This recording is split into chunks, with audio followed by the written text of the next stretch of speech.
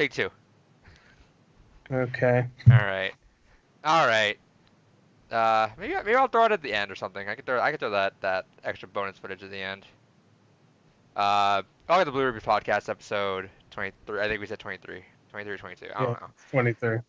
We just started recording. Adrian fucked up the recording, so now I have to start over again. Yeah, I can stop it on the end. No excuses. Also, I don't want to do the timestamps for everything because I'm just lazy. So. No balls. You definitely should do. Literal no balls. No, I mean, because I'd have to add. You do the whole thing. We have to add both clips together and then figure out where they are. I ain't doing that. So we're just gonna do this, and we only got to like Gore talking about control, and I mean, who cares about control, right? Okay. You just skip me then. No. Yeah, our gaming podcast where we should cover all the new games. We were talking about Midsummer, whatever. I'm the only one. I'm the only motherfucker. I didn't want to talk about Midsummer. No, I know. I'm just saying.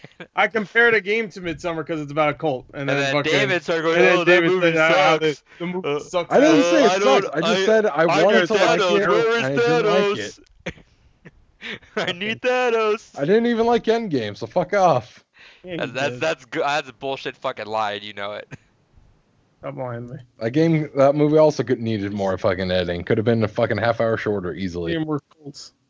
Yeah, needed more cults. I'm Adrian. Got Chris. Got David here. The gaming podcast posts every Thursday. Where's our sponsorships? Yeah, we're talking about sponsorships. That's gonna be a funny little bit you'll hear at the end. I'm just gonna throw a bunch of this stuff at the very end. So if you want to hear some funny hoo-ha's and Secord, thank Bob Iger. I don't even know if Bob Iger is the one that runs. He is. Yeah, he is. Just now. He is. Give him a little bit of cheer. Oh, what if he? I don't do it again.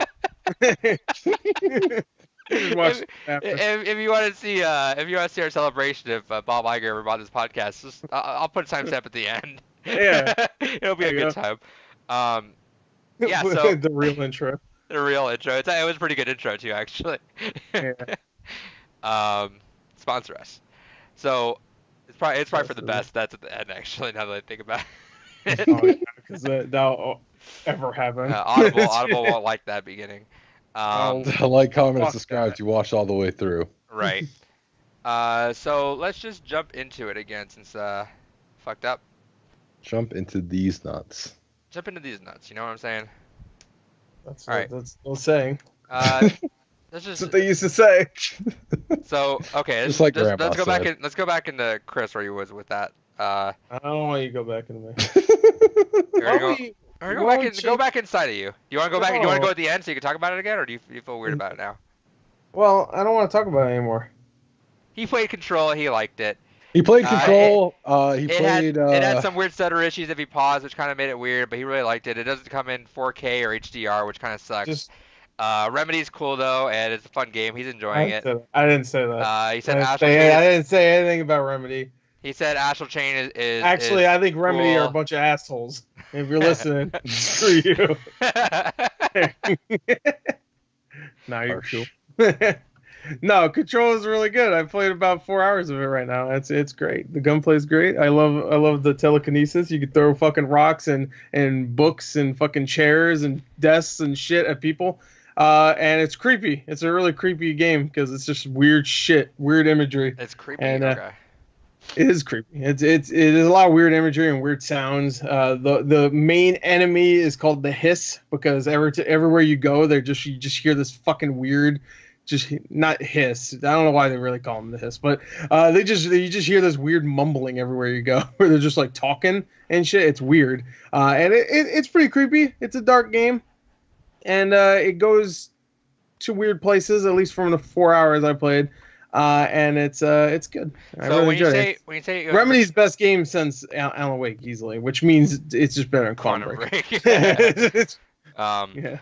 When you said Metroidvania, does that mean you just progressively get new powers too? Yeah, you get new powers. You can use those powers to get to new places, and it's a Metroidvania. It's like straight up. There's a door here you don't have access to yet until you get like the key card level 3 or whatever. You get that later on as you complete missions and do side missions and stuff. Before I heard the game's about 15 hours or so. I'm sure it's longer if you do every single side mission and stuff. The other thing that's really cool about the game is that it doesn't give you objectives. Like, I mean, it does. It tells you, like, go here, but it doesn't tell you exactly how to get there, so there's no waypoint or whatever. You just have to go by you got a map, which doesn't really help you that much, especially if you haven't That sounds frustrating. figured out.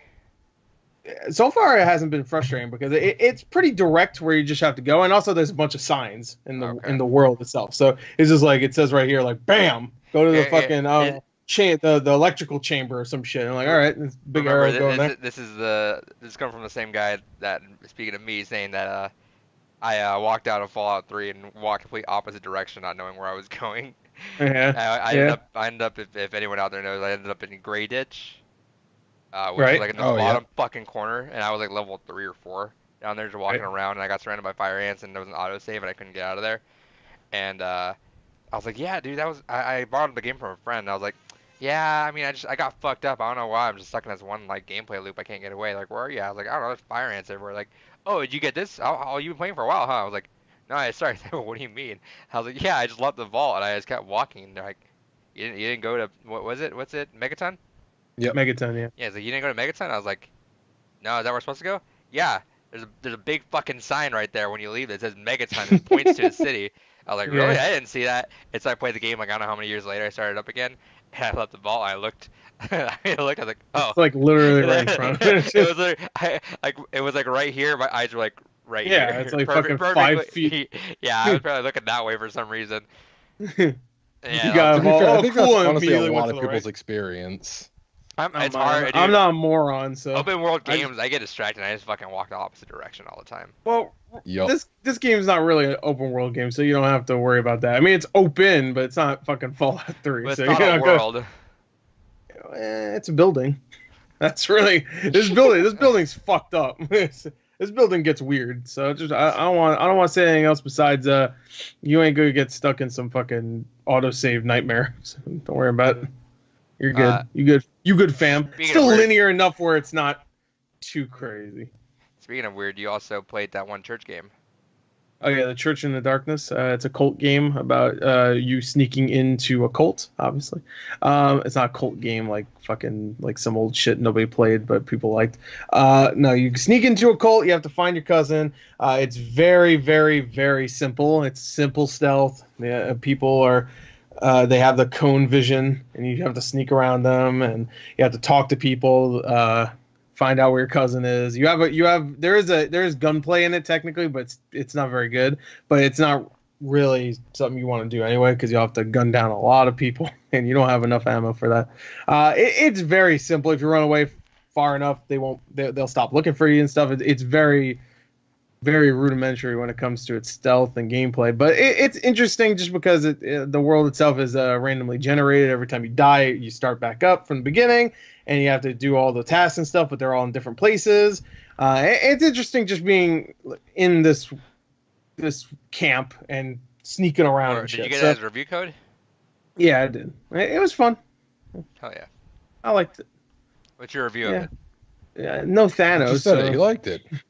I like. Here's my review. You can't pick up a bunch of books and throw it at a demon like in Control. So fuck yeah. It.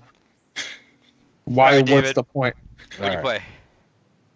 I've been waiting for. I've just been trying to kill time for Astral Chain, so I went back to Fire Emblem. So I'm halfway through my second playthrough now. Nintendo fanboy. Yeah. Yeah. Embarrassing. All right. You're embarrassing. You're a fanboy of anything. You're embarrassing. You're embarrassing. Yes, I've just been playing Fire Emblem. Hell yeah. That's it. I've been playing nothing but Overwatch. I'm I'm still trying to get the tank in the fucking diamond. God damn, that's a fucking. Oh, I hate it. I had mine in diamond when I fucking started, and that shit went down. I hate it. And I was surprised I got diamond because I only played Sigma. So and that was like the first times I played them. I was like, oh, okay. I had like 3,058 or something. I just want to play DPS so bad, and it's just like every time a fucking Mei or Reaper just fucking destroys our team every time, or my team just becomes dumbfounded in Symmetra. Like they don't know what to do. Like there's the Symmetra teleported back there. I guess we lost. I was like, good lord, it's funny. I've just I found a love for Zarya now. So Yep. I play most. She's my most played, I think, in roll queue now is by I think 14 hours I put into Zarya. Okay. So I'm starting to get the hang of her. I'm able to save people when I need to. I'm getting my charge up. But man, it's just like if I don't have a coordinated like support there, if I'm not like there, it's like no one's pocketing me. So I'm like running up there with full charge. Those and I just there was like one night or last night I left my mic on next to it and I was just fucking blowing through. I killed 2 tanks and a support. And I look back and like I think a McCree killed me or something. I look back and everyone's gone. I didn't curse, but all I said, I killed half the team. What happened to my backline? And I look at my voice line went up there. I was like, oh, and I didn't say anything. I was like, okay, I gotta be more positive now. So whenever my team, I'm like, good job, dude. Yeah. Just I don't want to sound like a Gotta dick. be more positive. I forgot I didn't turn my mic back up later. So I'm like, what the fuck? um, it's given me like a new idea of how to fight a lot of tanks too. But my God, I'm just like, I just want to swap to fucking DPS so bad. I'm leaving it in diamond so I don't touch it. So I don't like focus on that one. We got 2 more days for comp to end. So I'm gonna once this podcast is over, I'm gonna grind back into it, jump into it. Highest I got was 2950. I was like 2 games away from it, but it fucked up. So I'm just trying to get that into it. Then once that does it, I'll probably just focus on DPS. Hell yeah. God damn it! I'm just like so close. Every time, I'm so fucking close. And then fucking Reaper every fucking time. Oh yeah, yeah. A Reaper every fucking time. And it's like tanks don't like. It's hard to fucking counter a Reaper as a tank. Like we could do some things, like sure, but fucking if you just Yeah. Right. It just fucking disappears. I'm like, God, fucking help me! I'm like, and then I ask literally this. The only time I ever turn my mic is literally is nine times out of 10. It's just, can we get a Pharah in there?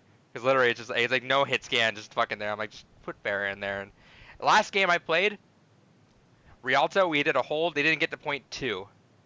They got to point 1, didn't get to 2. All right, we got this, easy. Fucking blew through them round 1, point 1, got through half point 2, just got fucking stuck for 5 minutes. And at one point I was like, all right, and they have a McCree, but they're all focused on that corner, you know?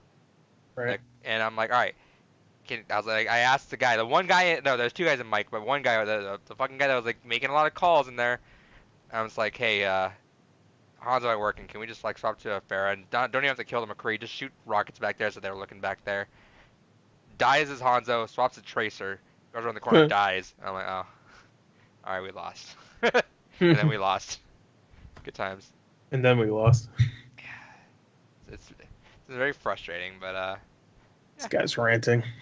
yeah. Give this fucker. He gives this fucker the 1 minute rant time. Yeah. I went to a Smash tournament for the first time, my local at the first time, and oh nice. Since March, I don't go to my locals too often anymore because I don't like competing too much. I do kind of want to just like get on the top 10 of the state just once. We'll see if that happens. But I got 5th, which isn't bad. I beat one of the top 10 players. I'm like a washed up player here. I'm like the retired player that just comes in every once in a while and plays. So I don't know a lot of the new people there. I know all the old school people, but I don't know the new people there. So there's times where I'll come and play. I'm like, all right, play.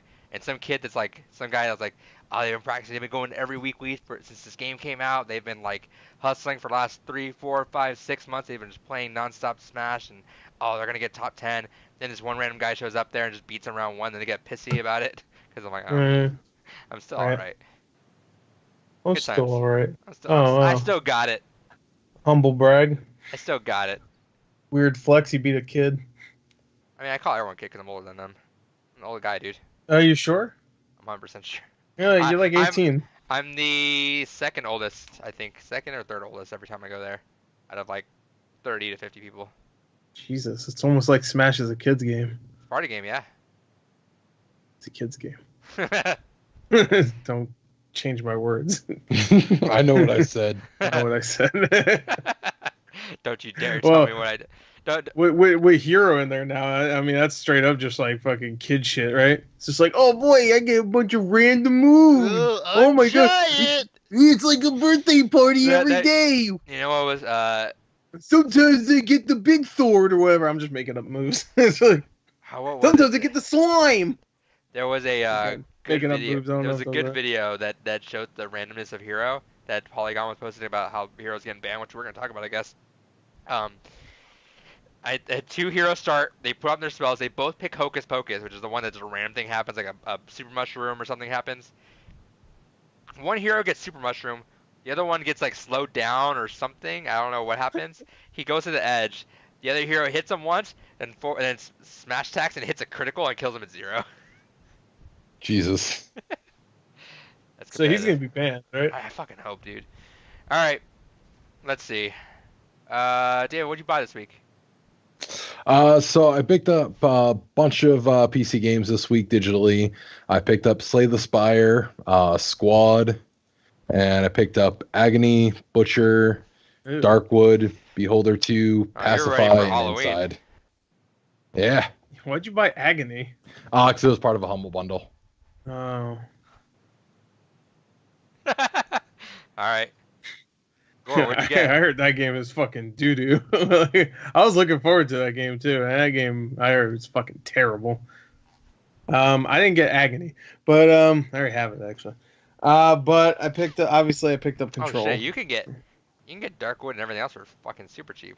It's 430 Yeah. average. Control, baby. PC gaming, man, so fucking cheap. There it is. Especially your ass, where you like everything digital. Oh yeah. Coming from the guy that just said he bought like 10 games digital. Yeah. Oh, for $4.30, why not? Fuck you.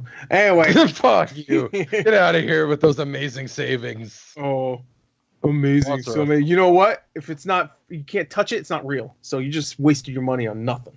On games you ain't even gonna fucking play, boy. Look, I wasted my money on a Zebo, so Like this game, I'm not gonna play ever at all. But it was $9 at GameStop, so I had to get it. And that's a Left Alive. This game's already $9, so When I had it to come get out? it. I don't know, but I think this year. this year, yeah, I got it at launch. Oh, that sucks. You bought this at launch? Yeah.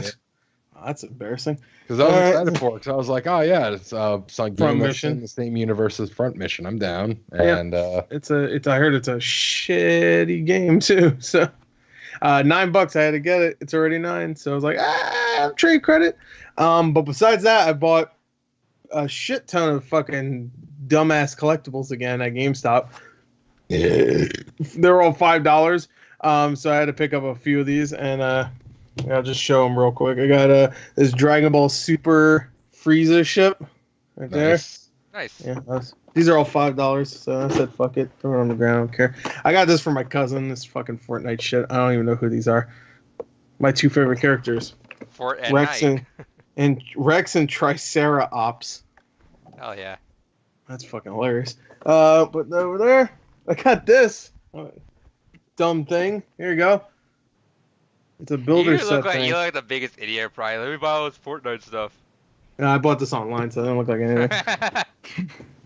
Here's a 4-pack of figures. I got this all for my cousin. I'm gonna play with it. I'm a Yeah, huge he's Fortnite fan. Yeah. I'm lying. This one, Rex. I don't know. That's another guy. I think that's the same guy that was in this. Yeah, I got Rex. Rex. Bam. There you go. Fuck you. All right.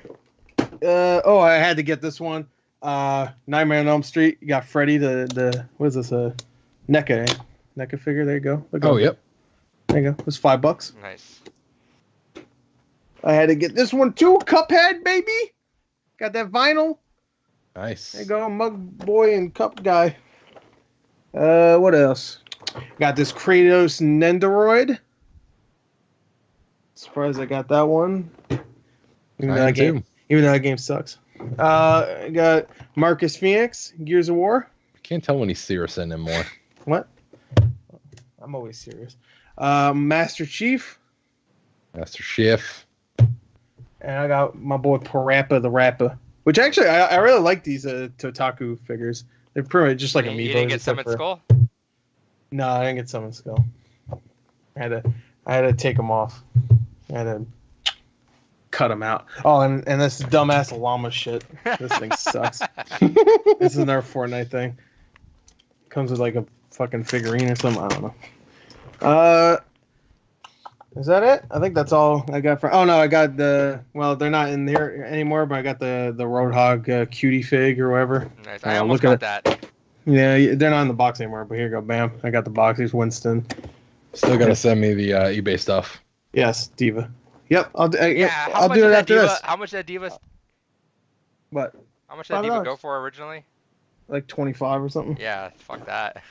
Yeah, it is fuck that. Especially since that figure, I'll say right now, sucks ass because it has like a stand where you can put Diva on top of it, but it doesn't actually fit Diva. So she goes on it, but if any little movement happens, she'll fucking topple over anyway. So I just made it so that she's not on top of it; she's in front of it. So I was like, fuck it. Gotcha. That's Oh, here's Roadhog. I can get Roadhog. He's right here. Hey, he looks pretty cute. Look at him. Look at that cutie. Beautiful. $35. Yeah, $5 if you're smart. Oh, and here's Winston. I forgot. I actually got Winston right here. Oh yeah. I didn't put him where my Beebos, my Funko Pops are because I don't have a Winston Funko Pop because I don't. He like believes him. in segregation. Also, I don't like him. That's it. Fuck off. I also got Diva. Oh, there you go. Well, have fun with that stand because it sucks. Yeah, how much did it say? It says the clearance for 35 underneath that. Oh damn. Yeah, that's. I think mine said 26 or something like that. I don't know what it said. Yeah, 26.97. There you go. Bam. I also got the Cuphead thing. Oh, here you go. 35 also. And you got the Cuphead thing, of course. That was common. I saw a couple of those at my GameStop. I was gonna say, I'm imagining these are GameStop pickups. Yeah. Some of them are. Yeah. His is probably all GameStop pickups. Mostly. All the Overwatch stuff was pickups for me. Yeah. Because I knew my GameStop found, had the Devil. Nice. Yeah. I need to look for, you'll see. I need to look for, because I also got King Dice. I need to look for Cuphead and Mugman. I think I know where they're at, though, so I'm going to go there tomorrow. Let's see, what else did I get? I picked this up. I was super excited about this one. I got the original Wasp. Ant-Man! And Wasp. See Wasp? Yep. Yeah, but you're going to lose her. You could put her in your pee hole. Ow. I don't know why I said that. Sponsored by Blue Apron. Speaking of... Sponsored by Disney. Speaking of Cuphead. Check out Ant-Man. I got the pirate. Oh, the pirate, yeah. Yeah. The guy, he's the upgrade guy, right? Or something like Yeah. that? I don't remember. And then I got Metal Wolf Chaos. Yeah, I bought it through Special Reserve Games. So I just like the idea of, all right, going to GameStop. David looked like you just blew his mind. What happened there? No, I forgot to That's fine. pre-order in for the physical copy, so that just. I'm sure they'll still be there. Oh, fuck, God, I guess maybe you're just a shitty collector, though, you know? Yeah, You're sinking lower and lower. Well, no, what it is I You see the top canceled of like his head 8 pre-orders over the course of the next couple months. You can find them at GameStop. Yeah. What'd you cancel? I want to hear, actually. Zebo, 1, 2, 3. No, like I canceled my Catherine full body pre-order. I canceled my Link's Awakening pre-order. I canceled that. This is all because of Zebo. No, this is all because I'm like I mentioned in the last episode, I'm gonna be upgrading my computer, so that's gonna be $2,000. I'm gonna be dropping on that. Plus the Evercade is doing their pre-orders starting looks like Friday. So it's like, all right, I gotta get ready for that. So that'll be a good chunk of change. You didn't give me your specs for your computer. Oh yeah, fuck! I forgot to give you the exact hardware. You give him the specs, and I'll put up the eBay. All right. Not now. I was gonna give it to him now. After. No. I was gonna say I like the idea of someone at GameStop like, oh, I wonder what this game is. Let me look at the back and see what it says. All it has is a seal from the president. Yeah. It's a seal. I don't want to see any of that game at all. I don't need to. I already know it's the best the name, and that's it. You never seen the game ever? No, I have. I'm just saying. You have? Okay. Playing along with that. Yeah. Also, I know you were playing along with that, but I thought for sure you didn't know what it looked like. No, I have. Okay. Also, want to give a shout out to the creator of BoJack Horseman put out his book. Someone who will love you in all your damaged glory stories. Raphael Bob Waxberg. If you've not seen BoJack Horseman, fucking one of the best shows on Netflix. I fucking love it. All right, go check it out. Don't go check out Tuca and Booty or whatever because I got canceled. Yeah, don't watch that.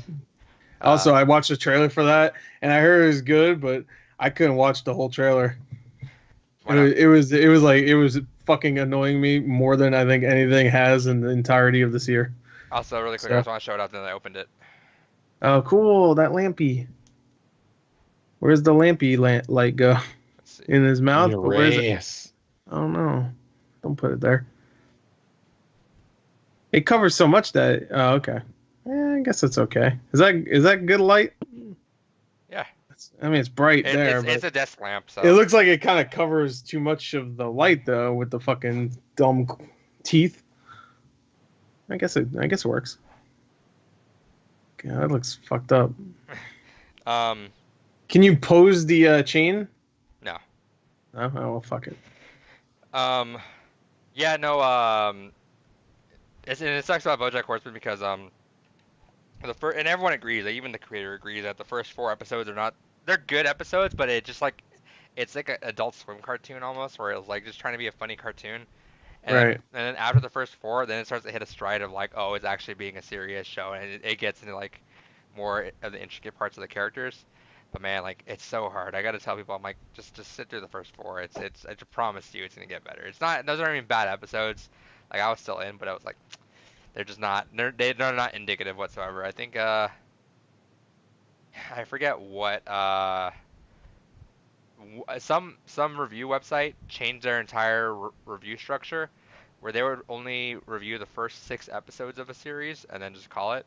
And then after BoJack, they revised it because the first 4 weren't that good, so they gave it a low score. And then they watched the last half and like, oh shit, this is actually a pretty good show. So, Right. recommend it. Go watch that. I commissioned. If you look at my Twitter right now, I commissioned an artist, Midnight Frog, on Etsy to draw me and my cat in that style. Yeah, I Gore, saw that. Yeah, Gore, I think, was trying to get that to do that in Rick We'll and Morty see. style. Yeah, It's pretty maybe. good. It is pretty good. I saw. All right, that was that. Let's move on. Let's move on. Let's move on to trivia. Oh, yay! Best You part wanna of the whole podcast. This ain't gonna be an hour long, right? No, this is gonna be actually a really quick one. It's an hour long. This is a really quick one, and it should be based on speed rather than how much you get right. And if it's how much you get right, then I think you're probably gonna lose because someone's gonna get all of them right. So who wants to volunteer to leave first? Who went? Well, I'll leave. All right, I'll go first. Right. Okay. So, easy enough. 5 minutes, so you have plenty of time. You'll get this. So it's gonna be name all the currently playable characters from Blizzard's first-person shooter Overwatch. All the characters. All the characters, and I have it gives you categories to tell you which either damage, tank, or support. But I'm not gonna tell you that. I'm just gonna. Yeah, I don't need that. Yeah. Yeah. So, whenever you're ready, let me know. All right, go. Go. All right, Tracer, Moira, Mercy. Fuck, maybe I should go by the characters. All right, Tracer, Moira, Mercy, Winston, Roadhog, Brigitte, Farah, Syra, Zenyatta, Wrecking Ball, Reaper. Fuck.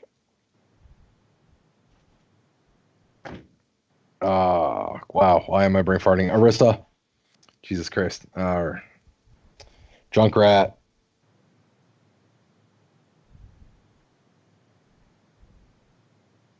You're at 13 or 31. 13, 31. Doomfist. Ash, McCree, May.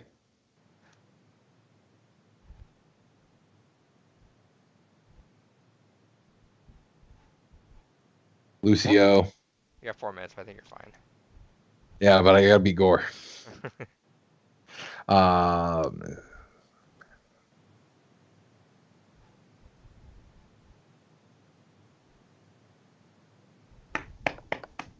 Fuck, why am I brain farting? God damn, this is frustrating me so much. Fuck. Symmetra. Fucking half the cast is useless. How many am I at now?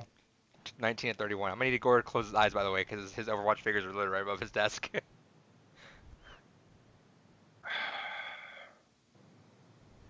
Oh, Diva, Derp. We were just talking about her. Reinhardt.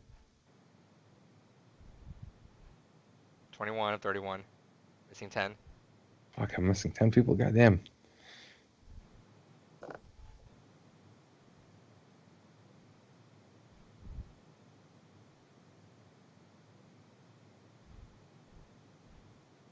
Oh, Hanzo, Genji. Yeah, Gore's gonna win this. God damn it. Fuck, I'm brain farting so fucking hard.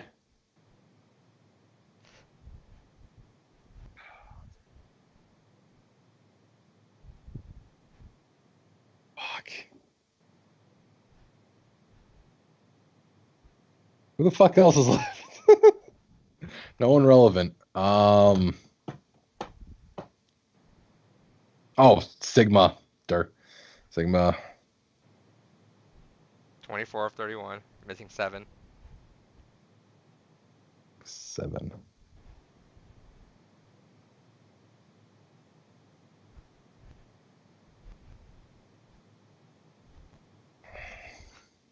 Only that's not who you have? Yeah. Alright. Tracer, Pharah, McCree, Reaper, Genji, Doomfist, Hanzo, Junkrat, Mei, Symmetra, Ashe, Reinhardt, Zarya, Winston, Roadhog, Diva, Orisa, Wrecking Ball, Sigma, Zenyatta, Mercy, Lucio, Moira, Brigitte. Oh, Torbjorn. Torbjorn. Bastion. Fuck, now I'm just trying to think of play styles and try to fucking remember fuck's it play styles. You're missing 5 more. Balancing 5 more. God damn it. Problem is I play like fucking 5 people and that's it. You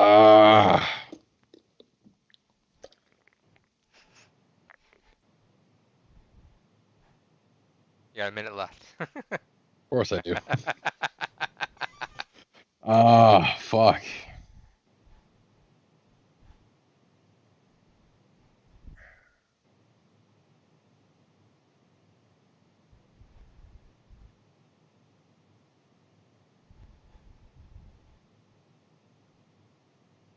Don't be cheating. No, I'm tapping. I literally have no Overwatch. You got 30 shit in the seconds. room. Aside from the fucking 30 Ponzi thing seconds. over there. I'm obviously not gonna think of the last fucking 5 I'm missing here because I'm retarded. This is what happens when you only play 5 fucking characters.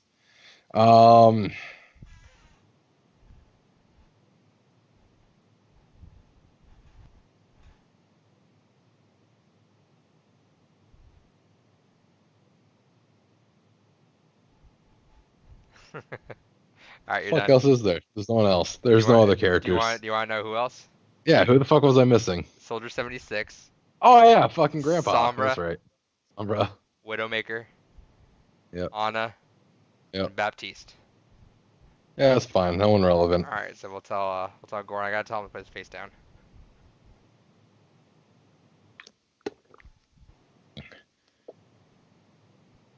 Gore, if you don't win this one, I'm gonna be shocked. Shocked, I say. Oh Alright. boy. So first off, you have to handicap yourself. So can you blindfold yourself? Can you blindfold yourself? No. You gotta No. look down. You gotta look down or something. What do you mean I gotta look down? Why? Because this quiz is guessing or naming all the Overwatch characters. Oh. Okay. So whenever you're ready. Well, even if I see them. David got 26 out of 31. Okay. All right, ready, go. Okay. Roadhog. Genji, Hanzo, Moira, Diva, Soldier 76, Reaper, Sombra, Torbjorn, Ana, Mercy, Lucio, Sigma, Baptiste, McCree, Winston, Junkrat. And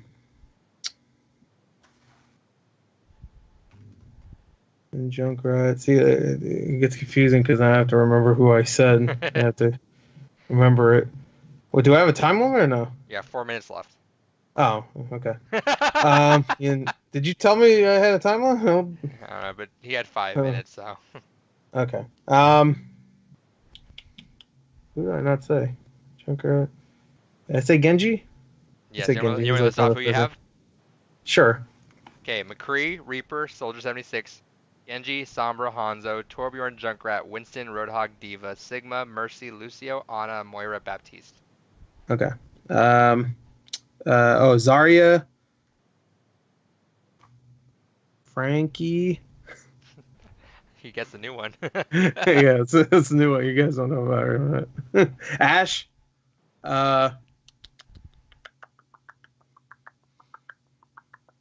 Tracer. Trying not to look up. Literally right above me is all those Funkos. Reinhardt.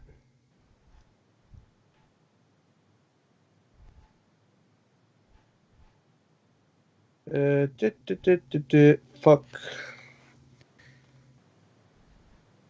You gotta get 5 more to tie, 6 more to win.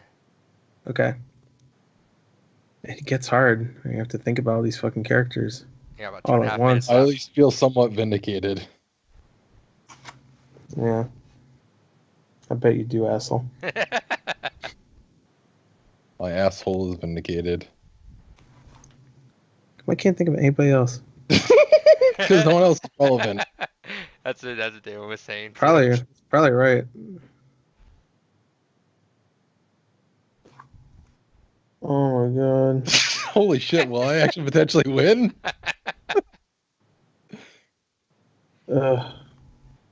Symmetra? Literally, you know what's funny? He did the same fucking thing. He waited for a pause of like a minute. And said, oh, Symmetra. Symmetra, yeah. I have to think all of these fucking names. I hate it. I said McCree already. Yep. Did I say all the supports already? I don't know if I did. The world may never know. Fuck off. You got a minute 30.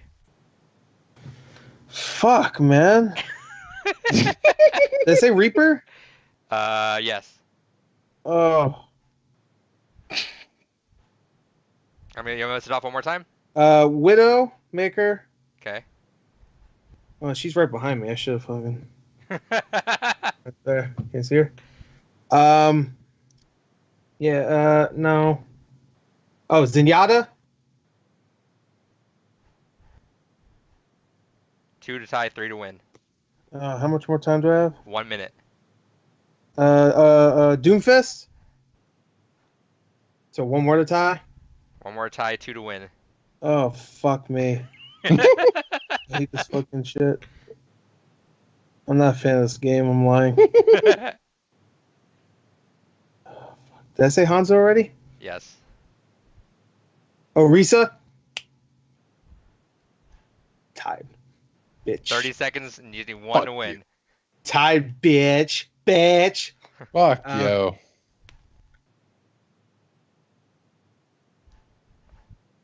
I can't think of another one, though, so I think it's just going to be tied. 20 seconds. I'm trying to think of other fucking tanks. Bob Saget. Hey, bitch, it's Brad. Oh god, what the fuck Stop is that? No, give me another few seconds. You distracted me. Okay, you got 15 seconds. Okay. Oh, Farah. I didn't Alright. say Farah, did I? Nope, you got it. By the nick of time. Wait, hold on. That's it. Nope, that's it. It's It's done. You That's already it. won. Right. Fuck you. No, you're fired. And Jerry. Seinfeld. That's yeah. the next hero after Alright, you after want- Frankie. Ooh, you Well, let me look now. you barely breezed by that. You want me to tell you? I think I said everybody. Oh, Brigitte. I fucking Uh-huh. said Brigitte. Oh, May. Of course, I Yep. forgot May. Who the fuck wouldn't? You're missing 2. I think I got everybody else that's up here. You want to know the other 2? Well, who the other two at? Who they be? Starts with a B. He's an attack or a damage. Bastion. Uh-huh. And then Alright. then you miss a dog. Oh, wrecking fuck. All right. I don't have it. I don't have a Funko Pop of them. If you didn't ask for those extra few seconds, it didn't matter because you hit fair like on second 2. Oh, okay. That's good. All right, David, you lose. Yep, that's fine. Sorry, David. So let's see where the points are at right now. So the points are currently at Gore. Did we do that before? I feel like we've done that before, where we had to name all the fucking Overwatch you had characters. Pokemon. Oh, yeah, same Pokemon. thing. Gore, you're at 19 points. David, you're at 14.5 points. Yeah. Catch up week next week. There's gonna be one soon. All right. All right, that was fun. A lot shorter than last week. Yeah. That was really fun. Yeah, Gore's like, all right, I got this. After 2.5 minutes, oh fuck, oh god.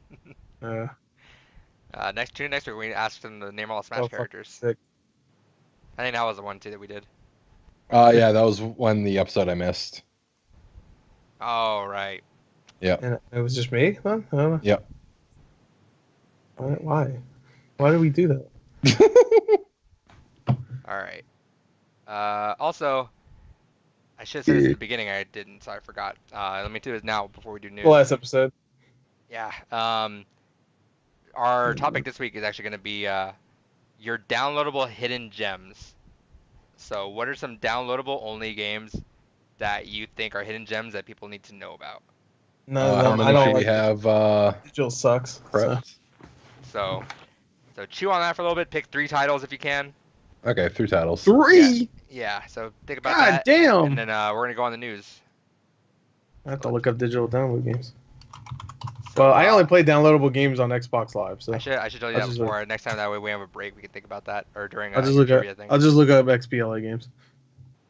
That's kind It of. had to be underrated. You said? It doesn't have to be underrated, but just something that you think is like that not many people have played, or not enough people played. You know. So overlooked. Sure. I mean, that's what that means. Overwatch. Nobody played it because they looked at it and said, "No, I'm over it." Overlooked. Overruled.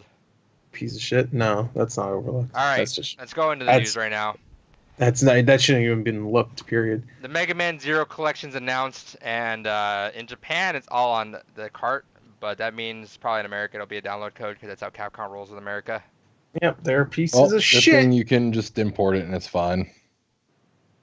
Yeah, but now it has all the Japanese stuff on it. Yeah, except you get the Switch that. version and it'll be bilingual. So Yeah, but on the case. I forgot to mention I also bought Ace have Attorney. that. Yeah, Finally I got double dipped that. on I had to get that one. So. Yeah. Oh, you bought it? Yeah, I had to double dip finally. Yeah, so that's cool. I'm excited to get more Mega Man on that. Get those collections going. I really isn't there like a box collection of all the Mega Mans coming out in Japan? I think I saw that today. Right. Yeah, something like that. That looks cool. Yeah, if that does come out, I'll probably be fucking getting that. Does come out. Well, you know know Capcom. Yeah. You know how they be. They'll put a $1,000 Leon jacket, but not import a fucking Mega Man game. And the jacket fucking is like some shit you get off Wish. Wasn't Wily Wars announced too or something? It may have been. I hope not. I really hope it was. And also the Mega Man Soccer ones. Those would be great to have. Yeah, I really want Mega Man Soccer. Yeah, if you say so. Every time that pops around in my local game shop, I'm like, should I buy it? All right. I already got my 3. Next news story we got here. This is kind of a cool one that showed up out of nowhere. Was the Aladdin and Lion King game bundle physical release. Yeah. Yeah. What a good idea! Like I'm glad someone behind there's like, hey, so we're making Aladdin and Lion King this year. Yeah. Let's do the fucking games Genesis too, man. Those are good games. What about those Genesis and SNES games, baby? Unfortunately, they are only doing the Genesis one of Aladdin. Really? I thought they said they're having multiple versions of each game. They'll have multiple versions, but they're not. So, like, they'll have the NES version of Aladdin. I think they said the Game Gear version, but they're not doing the SNES version of Aladdin. That's the only one they're excluding from it.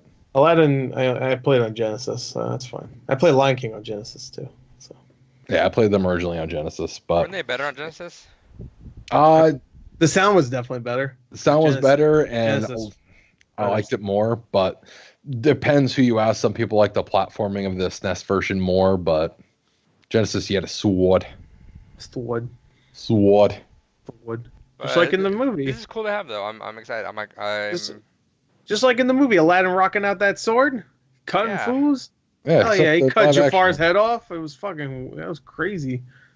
As a kid, I was like, "Yo, man, that's sick." And then they danced. I was like, "Man, he cut his head off." Sick, bro. Oh man, a man just died. Merrymaking. Sick. That's sick, bro. All right. Genie making puns and shit. Man's dead on the ground. That's cool though. I'm excited. Lion King was a good one too, but I like Aladdin. The Lion King was a horrible fucking game. All right, well he's wrong. So don't just. No, that game is genuinely considered fucking terrible because of how That's not- shittily coded it was, and how horrible the fucking difficulty spike is. I don't think. Anyone that thinks that game is genuinely good has fucking nostalgia goggles on. I don't know, man. I just want to see. Let me see reviews. Let's see old reviews for Lion King on Genesis. Because I think you're wrong, son. I can't find any reviews. All right, well, whatever. Good. Fuck you. All right. Almost like the next stop. 25-year-old game. All right. The Lion King review Genesis from My Gamer XP gave it 83%.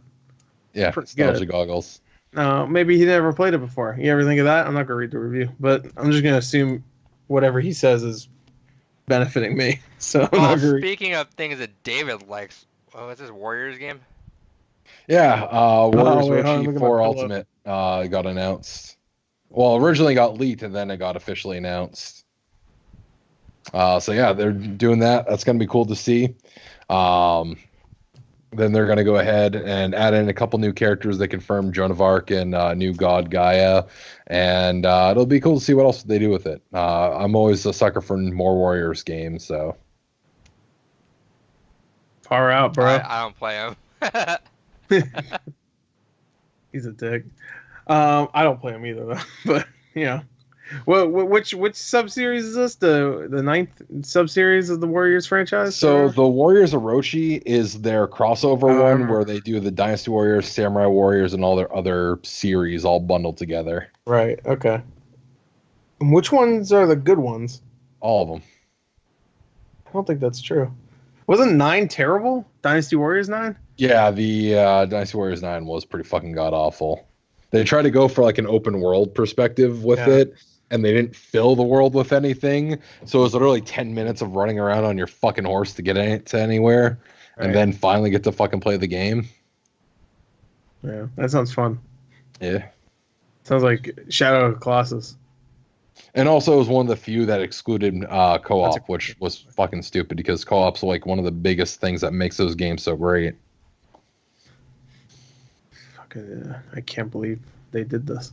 I agree. Next topic. Like, you guys really don't give a shit. Well, I tried. Square Enix will have a ton to show at Tokyo Game Show. No Yeah. one cares. Square Enix showed off a lot of what they're showing off. Final Fantasy VII Remake will have a new playable demo and a new trailer to show off. Dragon Quest XI-S will have another new playable demo and trailer as well as a stage event. They'll be showing off more of the Crystal Chronicles remastered version. They'll be showing off new stuff for Final Fantasy XIV. They'll be showing off new stuff for Marvel's Avengers. Trials of Mana will be getting a new trailer and stage event. Imperial Saga will be getting a new trailer. The new remake of Star Ocean 1 will be getting shown off. What? Yeah. I was just saying what. Oh, fair. I thought you were actually excited for a moment. I never actually played the first Star Ocean. I only played the PS2 one until the end of time or whatever the fuck it's Oh, I called. fucking hate that game. But yeah. I'm trying to bond with him, and he's just like he's making it really fucking hard. Star Ocean 2 is my favorite one. He did that fucking game. That's funny because I think a lot of people like that game. But yeah, Dragon Quest X is getting some new stuff announced. Maybe they'll finally be bringing that to the West. Switch will have some fucking MMOs. 11's already out though, so who cares? Yeah, who cares? Well, it's Well, a 10's an entirely MMO. different title. Yeah, and 10's an MMO. It's an entirely different thing. Who Yeah, you cares? silly. Yeah, I agree though. I mean, what's the point if you have builders anyway? What? Tropico 6 will be getting some stuff. Tropico 6? The fuck? Tropico They still make those games? Yeah. Tropico Dicks? Is that what you just said? Yeah. Tropico Sucka Dicks.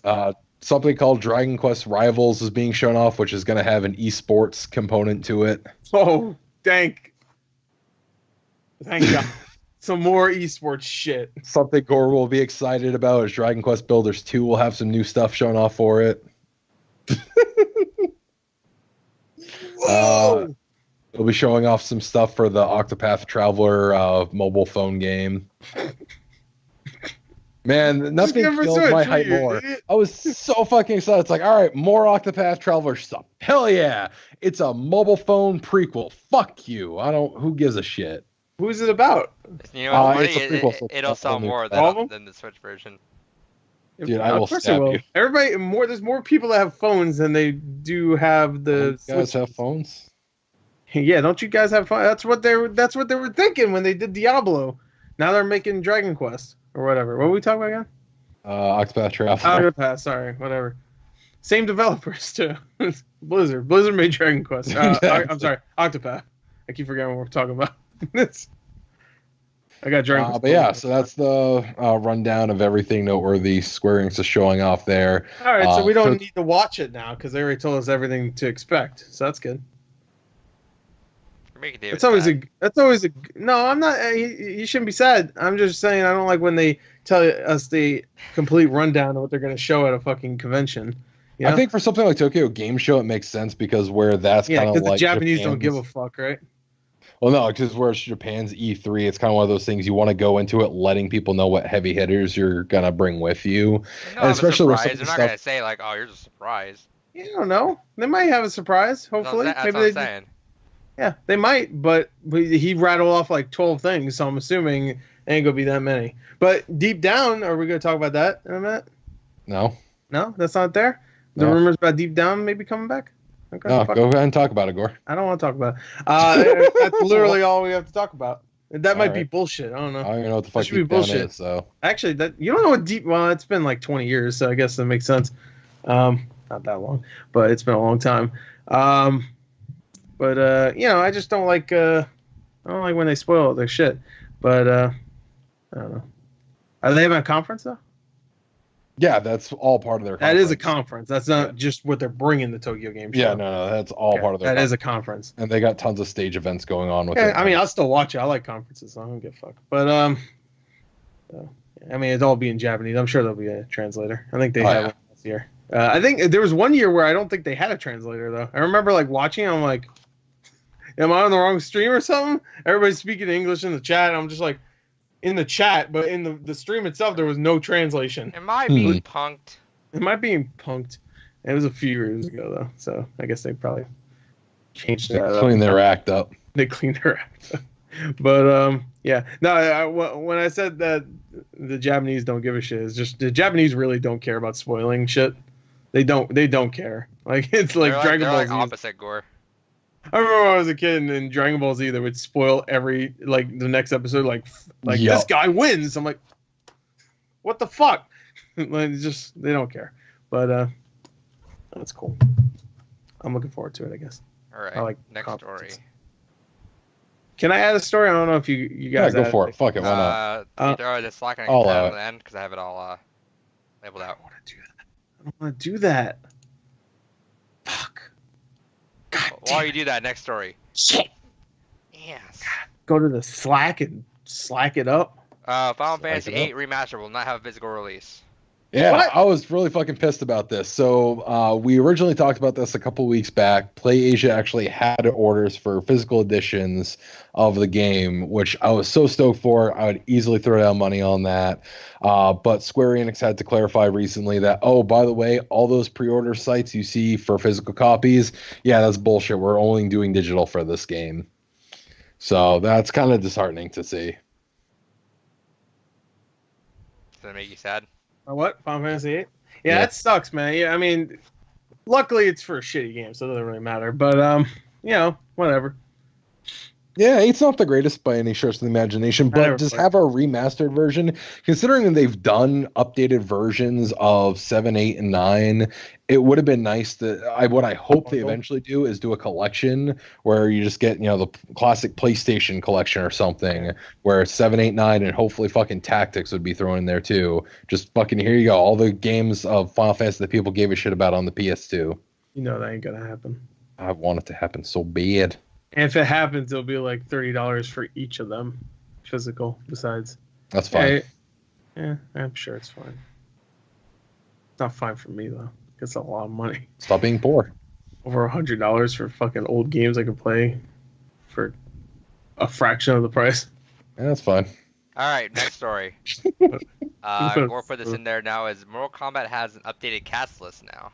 Yeah, I thought it'd be fun, but we're talking about the movie that is supposedly happening that Blumhouse is working on. Oh yeah, I forgot about that. Yep, and they're just for the last couple of days they've been adding more and more cast members to this movie, and I'm getting excited. All right, so they added my boy Joe Taslim from The Raid. You might not remember him. I don't remember who he is in that movie either. I was gonna say, which one is he in the movie? No, he's the one that gets. You watched it, right? Yep. He's the one that's injured the entire time. So. Oh, gotcha. I'm pretty sure that's him. I should look it up again, but they show a picture of him.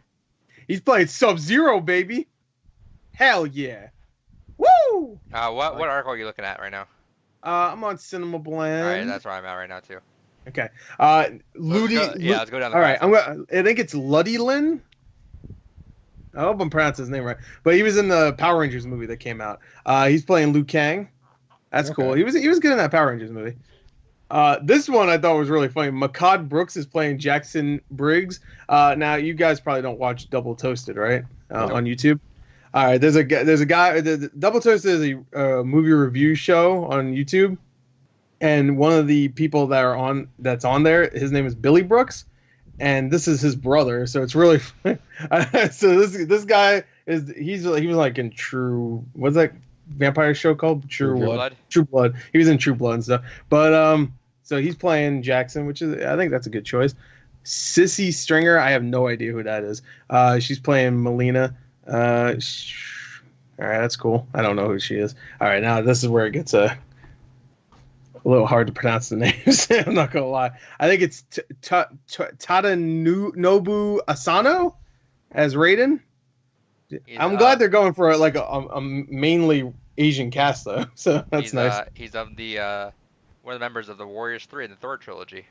Oh, he's the one. Okay, he's the one that gets his ass beat by what's her name? Hela. Remember where he's just like where Taika Waititi was like, I don't like these characters. Who are you? Let's just get rid of them. Yeah. Who are you? It's just like, have you not been listening? It just kills his ass like instantly. All right, so that's good to know. Jessica McNamee as Sonya Blade. I don't know who she is, but I guess she was in the Meg. I never watched it, but the Meg was good. Yeah, was it really? Yeah, it was. I went into that expecting it to be worse. Yeah. Okay. I went into expecting like a room level movie and came out like think, oh shit, that was actually a decent movie. Okay. No, you mean Room, because it wasn't up to Room, but if you're talking about The Room, it's actually the same story as Room. Yeah. Room. Yeah. ROOM, not The Room. Room is a remake of The Room. Doesn't The Room sound like the real movie? Right. So you add the to it, it's like The Room. You know what I mean? But the real is Room. But anyway, yeah, she's a good choice just from how she looks, I guess. I don't know. She looks like could be a badass, I guess. I don't know. You don't really need to be a great actress to portray any of these characters, though. It's gonna be a fucking amazing movie. It's just gonna be like Oscar worthy. Josh Lawson as Kano. Can you imagine if like a year from now it's Oscar nominated Mortal Kombat? Blumhouse's second Oscar. So on the top, for the rest of eternity, you're gonna see from the director or from the producers of Get Out and Mortal Kombat. Mortal Kombat. That would be fun. That would be a weird fucking world. And Truth or Dare. Don't forget Truth or Dare. Their best movie. That movie is fucking doo-doo. Anyway, Josh Lawson as Kano. I don't know who that guy is, but I like the picture they have here on Cinema Blend. He just looks like a nice guy. Go look the article up. Louis Tan. Oh, I love that character. That character name is a good name. Louis Tan as unknown lead. I'm assuming he's gonna probably go play Kung Lao. And I guess it's the guy from Deadpool 2 that what was his name? Like Silver Star or some shit? Yeah. Or Shatterstar. Shatterstar, there you go. He doesn't make it very far in the movie. Oh, Chin Han is Shang Tsung. Okay, some of these are actually news to me. Chin Han, he was the I guess the Asian businessman guy in Dark Knight who gets spoilers if you haven't seen Dark Knight. He was in Skyscraper. Oh yeah, he was in Sky. Oh, I'm just reading these. I'm reading these articles. I'm not reading that shit. I'm just gonna tell you what I know. Chin Han, he was in Dark Knight, and I guess Skyscraper. Cool for him. Oh, I love this guy. Live reactions. This guy's great. He's playing Scorpion. He was in the Wolverine and stuff. Yeah, Sunshine. He was in what's that movie that came out last year with Ryan Reynolds? There's an alien. Deadpool. No, there's an alien. Life. Life. Blade 3. That was called Life. Gee, that's fucking. That's why I didn't do well. Holy shit. He was in that. That was the Venom prequel. Choice. Remember that? Oh yeah, everybody was like, "Oh, it's gonna be like Venom." This guy's like They Venom. should have made it a Venom prequel, like. Right? They should. It was a better Venom movie. It would have made so much fucking money. Right? Dude, at the end of Life it says fucking like Venom or something. I don't know. It says that exactly what I just said. Yo, it's like fucking Venom or something. It's like, oh, what? Yeah, that's exactly what happens. Two kids walk by, they see a slime there. Oh, what is that? Oh, it's like fucking Venom or something. It's like fucking Venom. It would have been a better way for him to get his name than the movie where he just said, "Yo, my name's Venom. What's up?" Yeah. It's like, why is your name Venom? You alien. That would have been. Yeah, and it was terrifying too at times. That movie. Oh yeah, that movie was fucking scary. Right. Well, not as scary as Venom. I mean, when he jumped into that lobster tank, I was not as scary as Venom. When it was the CGI fucking split splash at the end, right. Just like. Yeah, when he came out of his when butthole. When both the symbiotes came out and you see the both people inside, there's like. I want to watch the movie again. No Venom. Yeah, I'm excited. I'm gonna watch the movie again soon. That movie's fun. You know what? I can't. Even it's a dumbass B movie. Like, it's a high grade B movie. Venom. I'll be curious to see. Hey, tell Woody Harrelson in there, because him being Carnage. Oh, dude, he's like one of the best parts, man. At the very end, you see his fucking red hair, his McDonald's looking ass. Wait, did you want me to tell him my favorite line? Yeah. Oh, my favorite line is one of the worst. Like, just if you were teaching a film class, this is the one piece of film I would show somebody to show them how not to write a scene. So Tom Hardy gets his legs broken, but Venom infects him and fixes him. Whatever, he fixes his legs, and then he fucks off, and then he gets back onto like land, and he looks at his legs, he goes, "My legs were broken, and now they're not broken. What's going on?" It's like, he literally says it like that. He's like, I forgot about that. I forgot all about that. I realized his legs. That wasn't the line. That wasn't the line I was thinking. Oh, that's not the line. No, knock. No, it was when he's explaining why he's friends with Eddie. Oh, hey, Eddie, you know why I like you? Because you're a loser like me. I'm a fucking loser. I'm a loser back home, Eddie. I'm a piece of shit. Yeah. I love that line. This badass alien that's all fucking powerful. It's like, hey Eddie, I'm a loser too. We're friends. Yeah, everybody wanted a cool badass Venom, and we got a Venom that's just like, you're a pussy, Eddie, and I'm a loser. And I really chocolate. And then Venom makes out with Eddie. Oh, yeah. That was great. And I think that movie would literally be a tier higher if it had my favorite line that was in the trailer that wasn't actually in the movie, which was in the trailer when everyone's breaking into Eddie's apartment, Venom just busts out and knocks out one of the guys, and then one of them's like all shocked, and Eddie's like, I don't know. I don't know. I don't know. It's just the way that's how hard it. I don't know. I don't know. God, dude, that line. It's like if you took this character from The Drop and just fucking gave him I was livid when I was away for a lot. I'm like, I don't know, but no, it didn't fucking happen. I'm like, God damn it, you piece of shit. Anyway, that was good part. Like, oh, it's like, in the trailer. Was. Yeah, you remember the trailer? I'm gonna watch it again. Yeah, I'm gonna edit that part into the movie. Watch. And then Hiroyuki Sanada. You didn't say his name. Yuki, oh yeah, Sonata. I like that guy. Anyway, I really like Anyway, that that's guy. a Mortal Kombat movie. Anyway, Mortal Kombat movie. They're doing a good job with the casting. I mean, they got a raid guy, they got a Hiroyuki, they got everybody. They got a guy from the Dark Everybody Knight. is here. Everyone This is seems here. like inspired casting, where they could have probably. I mean, it's probably gonna be a lower budgeted film Probably. because it's Blumhouse. But I mean, it'll probably be a decent budget. You know, it's not gonna be like fucking one of those Insidious movies or some shit, or you know, where it costs like $2 million to make. Right. I mean, they have to put some budget in it. There's gonna be. I'm assuming they're gonna have some sort of demon in there somewhere, right? You know, Goro. You got to do Goro. Goro better show up. I'm gonna be pissed. And if Well, he's it not depends played what by timeline Frank- they're doing. Because if they're bringing Melina in, they may just go ahead and try to compress up to like Mortal Kombat 2 storyline, or they may even just go for say fucking and try to do a whole original storyline, which would be bizarre to see. But Well, Hey, Melina, Gar. they could get around that. They could just have her have the thing around her mouth and just not have her have the fucking Hey, the Gordon. little. What are they called again? the teeth, Oh, what is their race called? I forgot. Turcotten. There you go. What? Really quick, you get 10 seconds to answer this. If you can have one movie character transplanted into Smash, movie character only, who would you have? Tom Hardy from Venom. It's Just just Tom Tom Hardy. No. Tom Hardy from Venom. From any movie. No. Obviously John Wick. I mean, I would love to see John Wick. You know, my friend. That's like the obvious answer. You know, but I tried to do that rapid fire. So what's the first thing that comes to your mind? My friend said that to me. He's like, "What's the first character?" The first thing that came to my mind I said was John Goodman from 10 Cloverfield.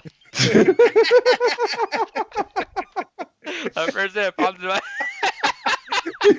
Your ultimate is just like you put Mario in front of the acid bath. it's the same thing as Kirby's from Smash 4 where he cooks you in the thing.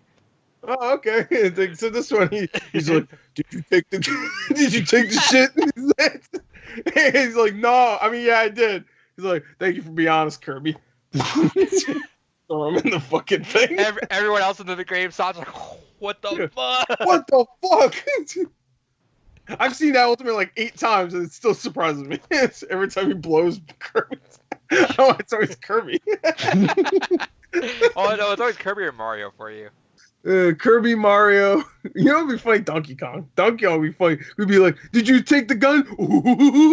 And he just blows Jesus. I don't know why. That was the first thing that That's came not to Donkey Kong That was talking. the first thing that came to my mind. Anyway, more comment. And then the next one was Hobbs and Shaw as Ice Climbers Echo. they're taped together or something. Not taped together. They're like They're chained. just, no, they're taped together. You can see the duct tape. They're like chained together. I was thinking.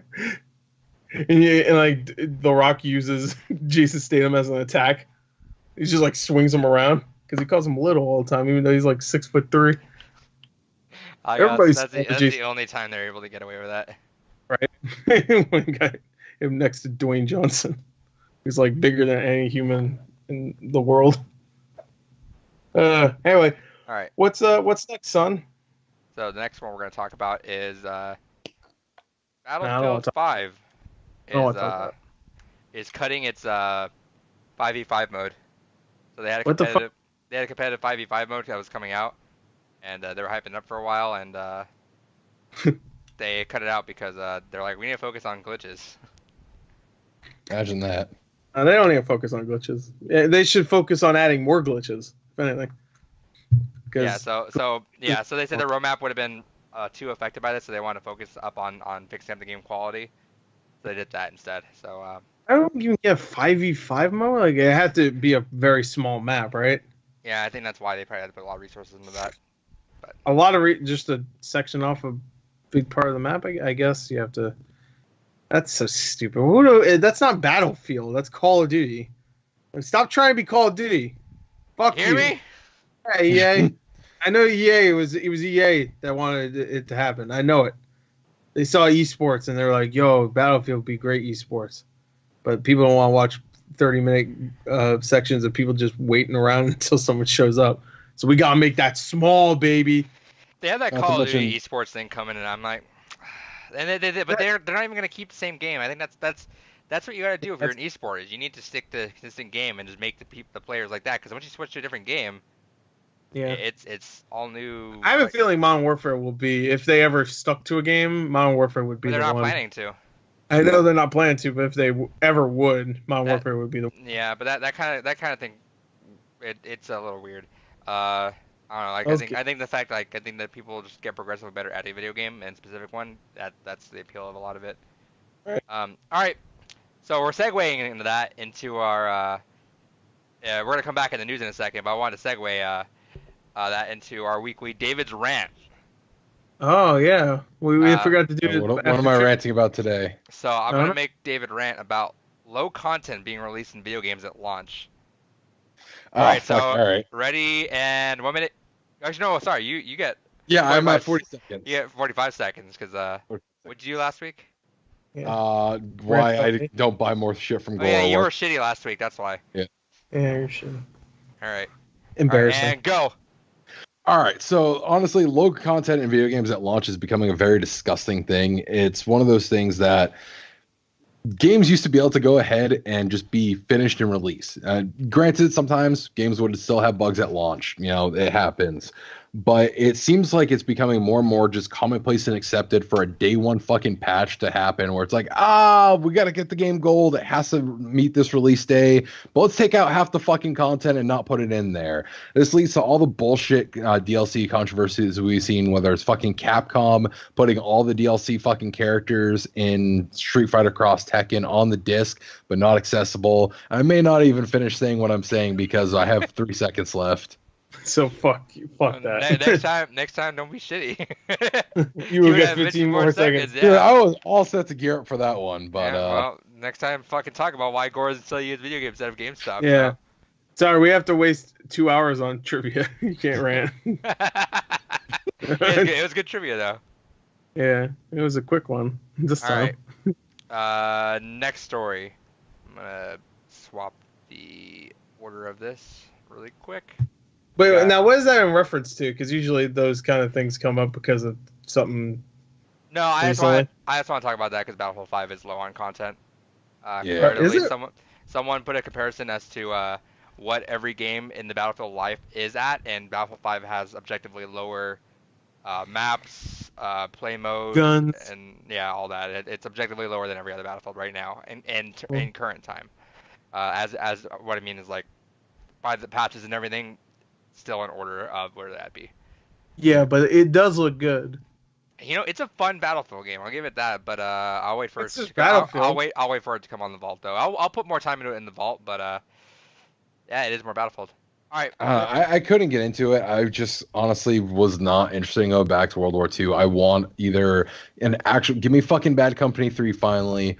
Or if you're going to do it, fucking honestly, give us a more smooth and control. Honestly, I think what they should do, if they're not going to do a fucking Battlefield 3, revisit the fucking 2040 series and go ahead and give us more fucking giant mechs and shit. That'd be great. I personally just loved Battlefield 3, honestly. I thought there was something about the aesthetic of Battlefield 3 that I think was fresh at the time.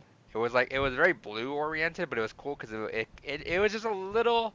I don't even know how to describe it, but it was just, whatever the aesthetic was, I really liked it. Like Metro was such a fucking cool level, I thought. 3 was the last decent Battlefield game. I really wish that we got more. No, that was Hardline. Yeah, Hardline was the last good one. I skipped Hardline. Did you see how they did their cutscenes? Okay. They made it so that's like Netflix thing where it auto goes to the next episode. It's really clever. It's a piece of shit game. I was gonna say I thought you guys were fucking with me there, but oh yeah. I actually played it. Why? It fucking sucked. Anyway, next story is I haven't heard about GT Goku being banned in Dragon Ball FighterZ.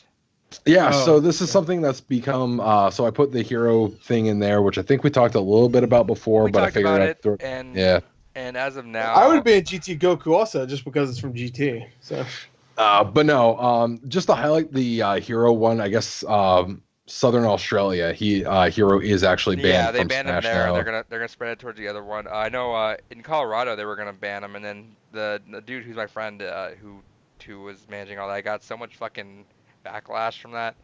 And it's mostly in Reddit polls. There've been a lot of Reddit polls and stuff, and it's been mostly split with slightly more people in favor of banning him, but a lot of those votes on both sides, I think even skewed towards cutting out the people who don't go to tournaments. Still won in favor of banning him, but there are a lot of people that don't go to tournaments that are voting, so it's hard to get a good wager because Yeah. if you're not going to tournaments, I don't think you have a say in what happens in competitive. Agreed. But no, it's one of those things that when it comes to hero, I can't speak as much as someone like you that is, big in that community, but I can't imagine a character that is the antithesis of what competitive has built itself around to be a welcome addition. It basically takes, all right, let's get rid of all let's get rid of all the items, all the randomness. Now let's add in a character that is nothing but that, basically. I don't know what that will look like in the competitive sphere. The unfortunate thing is you don't really know until you see it, but you would also hate to see people go ahead and invest all that time into learning that character just to be like, nope, fuck it, we realize what a horrible thing this is. That's the dumb argument that I'm trying to tell people. That's why I'm like, just ban him, get rid of him. It's not the fact that we need to see what he is, because he's not OP or anything, but the thing is we know what he is. We already know 100%. So the reason why I'm like, so let's just ban and get rid of it is because, one, I don't want people to get invested in the character and not have the character, and two, I think it's shitty that people are so gung ho about, I wanted to see it happen in tournament, but you're also telling people, I want someone to spend $100 traveling to a tournament and play, only to lose this character for it to be proven to you. I think that's unfair for a player to have to sacrifice himself and his ability to place and make money, which is what people do for a living, just to prove that to you when we already know exactly what the character is. Not OP, just fucking random as shit, and that's all you need to know. Exactly. And the reason why GT Goku has been talked about is he has a lot of options built into him that are against what the big rebalance was. So for season 2, they did a ton to kind of rebalance the game. They made it so, the Oki options for different characters were completely removed or heavily reduced. Bardock used to have some amazing wake up options that aren't there. He used to have a ton of self combos that really built into each other with all his specials, which those are heavily reduced in what they do now. But GT Goku is at this point where he has all the stuff that made Bardock broken post all this kind of balance change happening, and they've already said they're not doing any more patches for the rest of the year. That season 2 was the one patch they're doing. They're not doing anything else. So we're looking at 4 more months of this character kind of running around. And what we've seen at Evo and with a lot of other tournaments is it's become basically everyone has Bardock, everyone has GT Goku, and then you're running one other character. And there's been a lot of talk amongst the pro community where it's just like, I could go ahead and run my old team, but I'd be fucking stupid not to be running GT Goku. Is GT and I've already Goku, since I don't actually watch Dragon Ball, is he the young one, the kid? Yeah, he's the kid Goku. See, that was funny. He's the piece of shit kid Goku. See, that was fun. That was fun at Evo though, because whenever he did his super, everyone in the crowd would always go, "Whoa!" And it's fun for that, but it's also brought in another concern of, so, a lot of people used to play kind of like taller characters like Android 16 or Cell and things like that. No one wants to use them anymore because they get fuzzied really easily against those characters. They're really harder to deal with. Now you can have a full roster of short characters. And I think there is someone that is running GT Goku, Gotenks, and who's the other short one there? Krillin. Yeah, Krillin. Actually, I think that is it. But Chaozu. Chaozu's part of TM's moveset. You just said short, so I'm just saying, right? Fair. But no. So it is one of those things that it's kind of become a point where it's like almost everyone universally was having Bardock on their team because he was too good, even after all the nerfs and the way the game was readjusted. He was too good not to put on your team. Most people put Bardock on their team. Now you introduce a character that breaks everything that Season 2 was designed around. So now everyone's running that. So it's become a thing where there's the kind of character balance argument of, well, now all these teams are just going to be these 2 characters and one other because it's stupid not to. And this character goes ahead and is against the entire design philosophy of what they were trying to do. So there's been a lot of conversation going on of, should we actually honestly think about getting rid of this character, knowing that it's at minimum going to be 4 months before anything is even looked at to be done about this character. Because that's the other thing with Hero and Smash. Sakurai and crew could go ahead and maybe say, look, we know competitive wants something. Maybe we'll throw in something to kind of tweak it. Plus, there's also the other concern with Hero, especially with the language barrier. If you're playing someone that's in a different language setup than you, there is that concern that you're not even able to see what moves he's pulling out with his ability, which that's an interesting concern I never thought of before. But when it comes to GT Goku, there's no kind of relief in sight for that. There's no way in hell that anything's going to happen in January. Maybe March or something is when we could realistically expect it. So it's one of those things that's like, fuck, so much is being put into this character that's honestly going to run the scene rampant for some time. Maybe a ban is in order, although it'd be interesting to see a big character ban like that in a Marvel style game. It sucks when there's just a balance thing. 'Cause Smash right now still, I mean, even with Hero, is such in a good spot where a lot of these tournaments, like I think even the last one, like every person plays a different character, which is wild. Like last year at Shine for Smash 4, there were 3 or 4 Bayonettas in top 8. This year for Shine, there were all top 8 play a different character. I think the balance in Smash has been so fucking on point. That's why that's why I'm so gung ho about banning who I need to ban, because I'm like, I just don't want anything ruined. Like, the meta is so clean right now. It's pretty cool, and it sucks when games kind of start to fuck around with that. Especially Dragon Ball. It's such a popular game. I don't know why they don't just double down and just go all in on that. Because they're already working on Guilty Gear, so I don't give a fuck. Guilty Gear looks good though. Oh man, the new Guilty Gear looks so goddamn good. I cannot wait. Alright, so next story. I think that was the last story. Oh no, we skipped one. Yep. I got the biggest one still. Is there's an attempt to revive Telltale Games. I'll let you two nerd out about this. No. Alright, I'll let Adrian nerd out about it. No. Because it's not going to be... It ain't going to be anything. Why not? It's not... Did you hear who it's going to be? So two random people that don't even work at Telltale are going to buy the name Telltale Games. Meaning that's probably not going to be shit. And it's going to be like... They purchased the rights already. They ain't going to do anything with them. They purchased the rights, and they now could reactivate the license. But they're trying to go for The Wolf Among Us and Batman right away. That's the one. The only one they can't get right now is Walking Dead, because that went back to Skybound. I don't believe it. And they've opened up positions to all Telltale past employees as freelance, with options of becoming full-time. I don't believe it. Core's been broken too much. It's not happening. Wolf Among Us, you said the first thing right there was Wolf Among Us. And that made me 100% not believe it. Because they ain't ever going to do that. Why not? So, because it's just not going to happen. It was supposed to happen before, it didn't happen, ain't going to happen now. Just like Beyond Good and Evil 2 ain't going to happen. we'll have Doom a segment. Doom Slayer and Smash. We'll have a segment. Trace is going to be in Smash.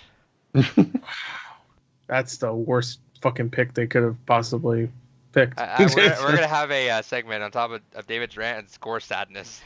Score sadness. Just go on for about a minute of what makes him sad in video games. You know what? Doom Slayer? Not enough estrogen. We need Tracer. This fucking loudmouth, annoying, broken piece of shit character from a game that came out 3 years ago that nobody remembers. As much as I love Overwatch, I love Overwatch. There is nothing I want less than Tracer in Smash, just because I can't imagine the fucking fury. And I told you this. I'd rather have a Fire Emblem character. No. Here's the thing though, Gore, is that you would like her in Smash because everyone and their mother will fucking hate that character and will talk so much shit about her and will hate her, like just like a unison of people just saying fuck Tracer, dumb, overpowered piece of shit, and you're just gonna feel vindicated. You're just gonna pretend everyone's talking about Overwatch and not Smash. Like, see, I fucking told you, motherfuckers. But just thinking about it is that just think about it. Like, imagine, Gore, you're gonna get a good hit on Tracer. There's a good one, you fucking hit it right there. She's gonna kill her. Sure.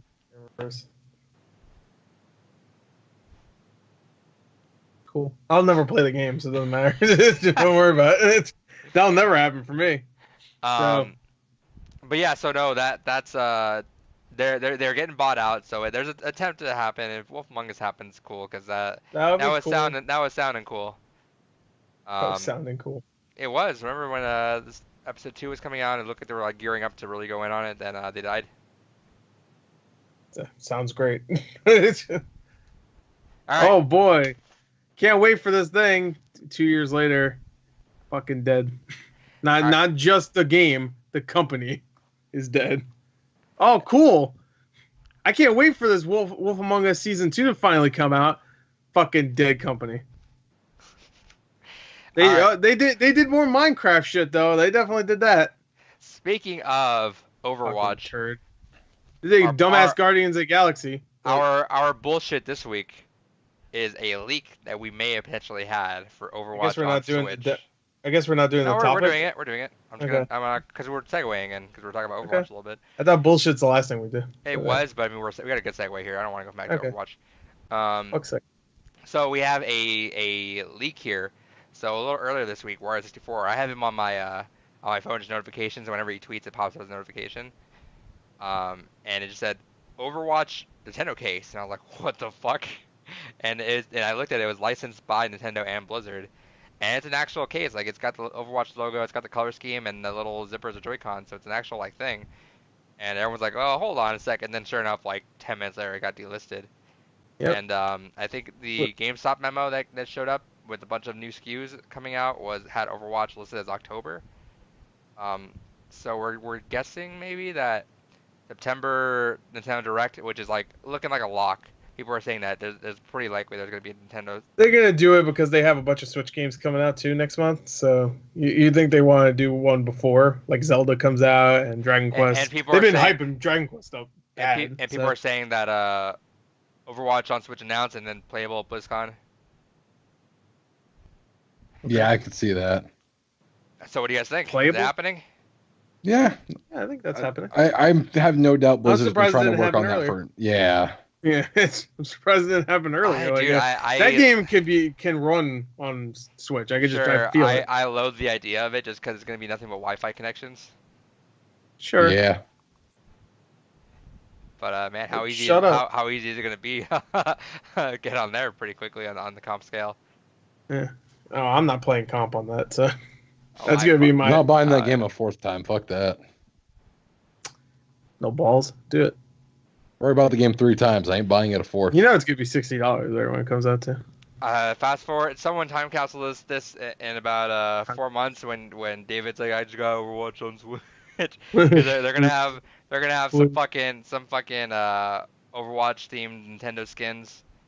They're gonna have shit about that.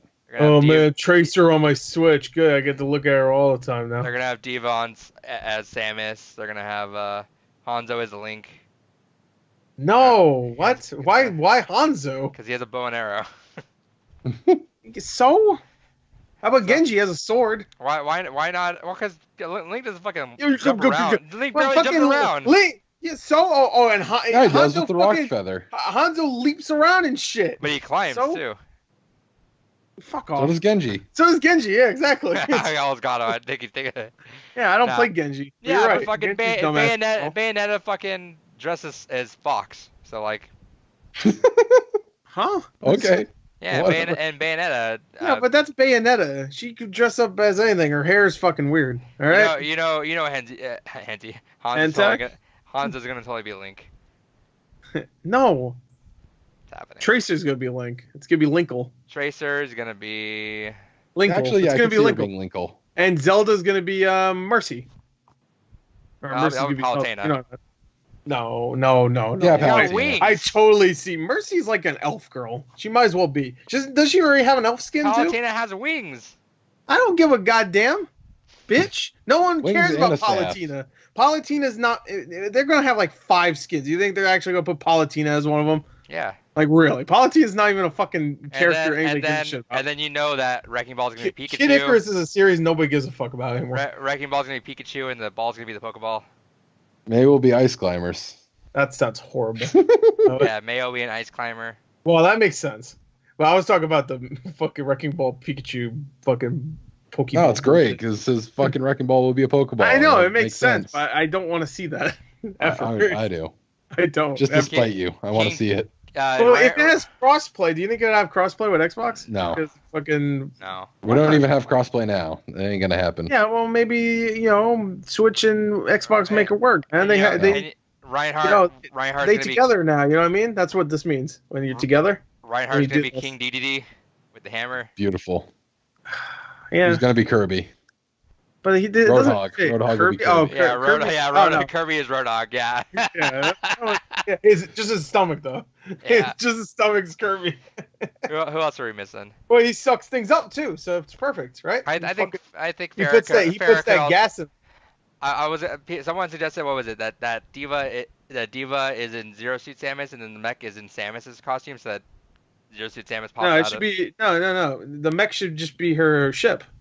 That's too. But I can also see Farah being Samus pretty easily. No, I don't think. Well, I guess her regular suit, sure. Yeah. I was thinking Zero Suit Samus because that's my favorite for reasons. What else? Who else do we got? Oh no, Gore, list off the characters from Overwatch. Yeah, well, I did get that point. Who'd be Doomfist? Oh, Doomfist. Mario. Ryu. He's just Mario, has a mustache. He's Ryu. Yeah. No, Hanzo makes more sense as Ryu. No, he doesn't. He's not that powerful. No, he doesn't. He shouldn't be anything though. To be fair, I'll put Doom Guy's gonna be in it, so might as well have a skin, right? Yeah. Tracer's gonna be Tracer. No, Tracer's gonna they're gonna cut Tracer out of the Switch version. Should be. Obviously, Bash should be Rob. Yeah. It's an easy one. Orisa, what will she be? Oh, I think Torbjorn should be Mario. He has a fire. He has a lava too. Yeah, that makes sense. Sure. How about Junkrat? Who'd Junkrat be? Who would Luigi it constantly? Luigi. Yeah, then they'll be like the Luigi's Mansion costume. They'll have like the little vacuum shooting out shit. Okay, no, actually, fuck everything. This is the real question. Who's Pac-Man? Who's Pac-Man? Also, he has 2 skins. No. Diva's mech is Pac-Man. And when you run, you do the zoom thing, it goes wobble, wobble, wobble. You know that thing? That wouldn't get annoying. No, it wouldn't. I mean, with the cop thing, fucking when you're going... With the cop skid, it goes... That reminds me, I played a cop match last night, and Lucio, kept spamming, can't stop, won't stop, can't stop, won't stop, fucking the entire match. Like, I swear to God, like, he was always spamming it, just held the button down, and just kept pushing it every single time. And eventually, like, I didn't answer, because I'm like, I'm not going to give a reaction, otherwise he's going to keep going. Sure enough, our one person in the game, just after game 1, just, Lucio, please stop. Can't stop, won't stop, just please. Can't stop, won't stop. I had a game yesterday where I was playing with, like, these 2... They sound like they were high as fuck, but we were doing really well. But they kept talking about dumb shit throughout the entire thing. They were talking about their personal lives and shit. I was just like, this is so annoying. I was playing a Sigma, and my voice line is fascinating. That's what he said. So every time they were it said, it would be fascinating. So anyway, Mark called me. They're fascinating. This is like, fucking shut up. They were annoying. I hated them. If I had my microphone, I would have told them to shut the fuck up because they were really annoying. We won, though. Surprising. So everyone's take. Overwatch on Switch. I think it's happening. Yeah, it's happening. Those skins are probably incredibly inaccurate, but all right. But let's go. There'll be skins. I assure you, if it happens, there will be skins. But I don't think any of those are going to be right. All right, let's go to our topic for this week. Your downloadable overlooked games. So. Gore said he already had 3, so we'll start with him. He doesn't have 3. That's funny. All right, so I don't really play too many Steam. He's looking He's looking through his Steam library. Look at him. I may have opened up my game database.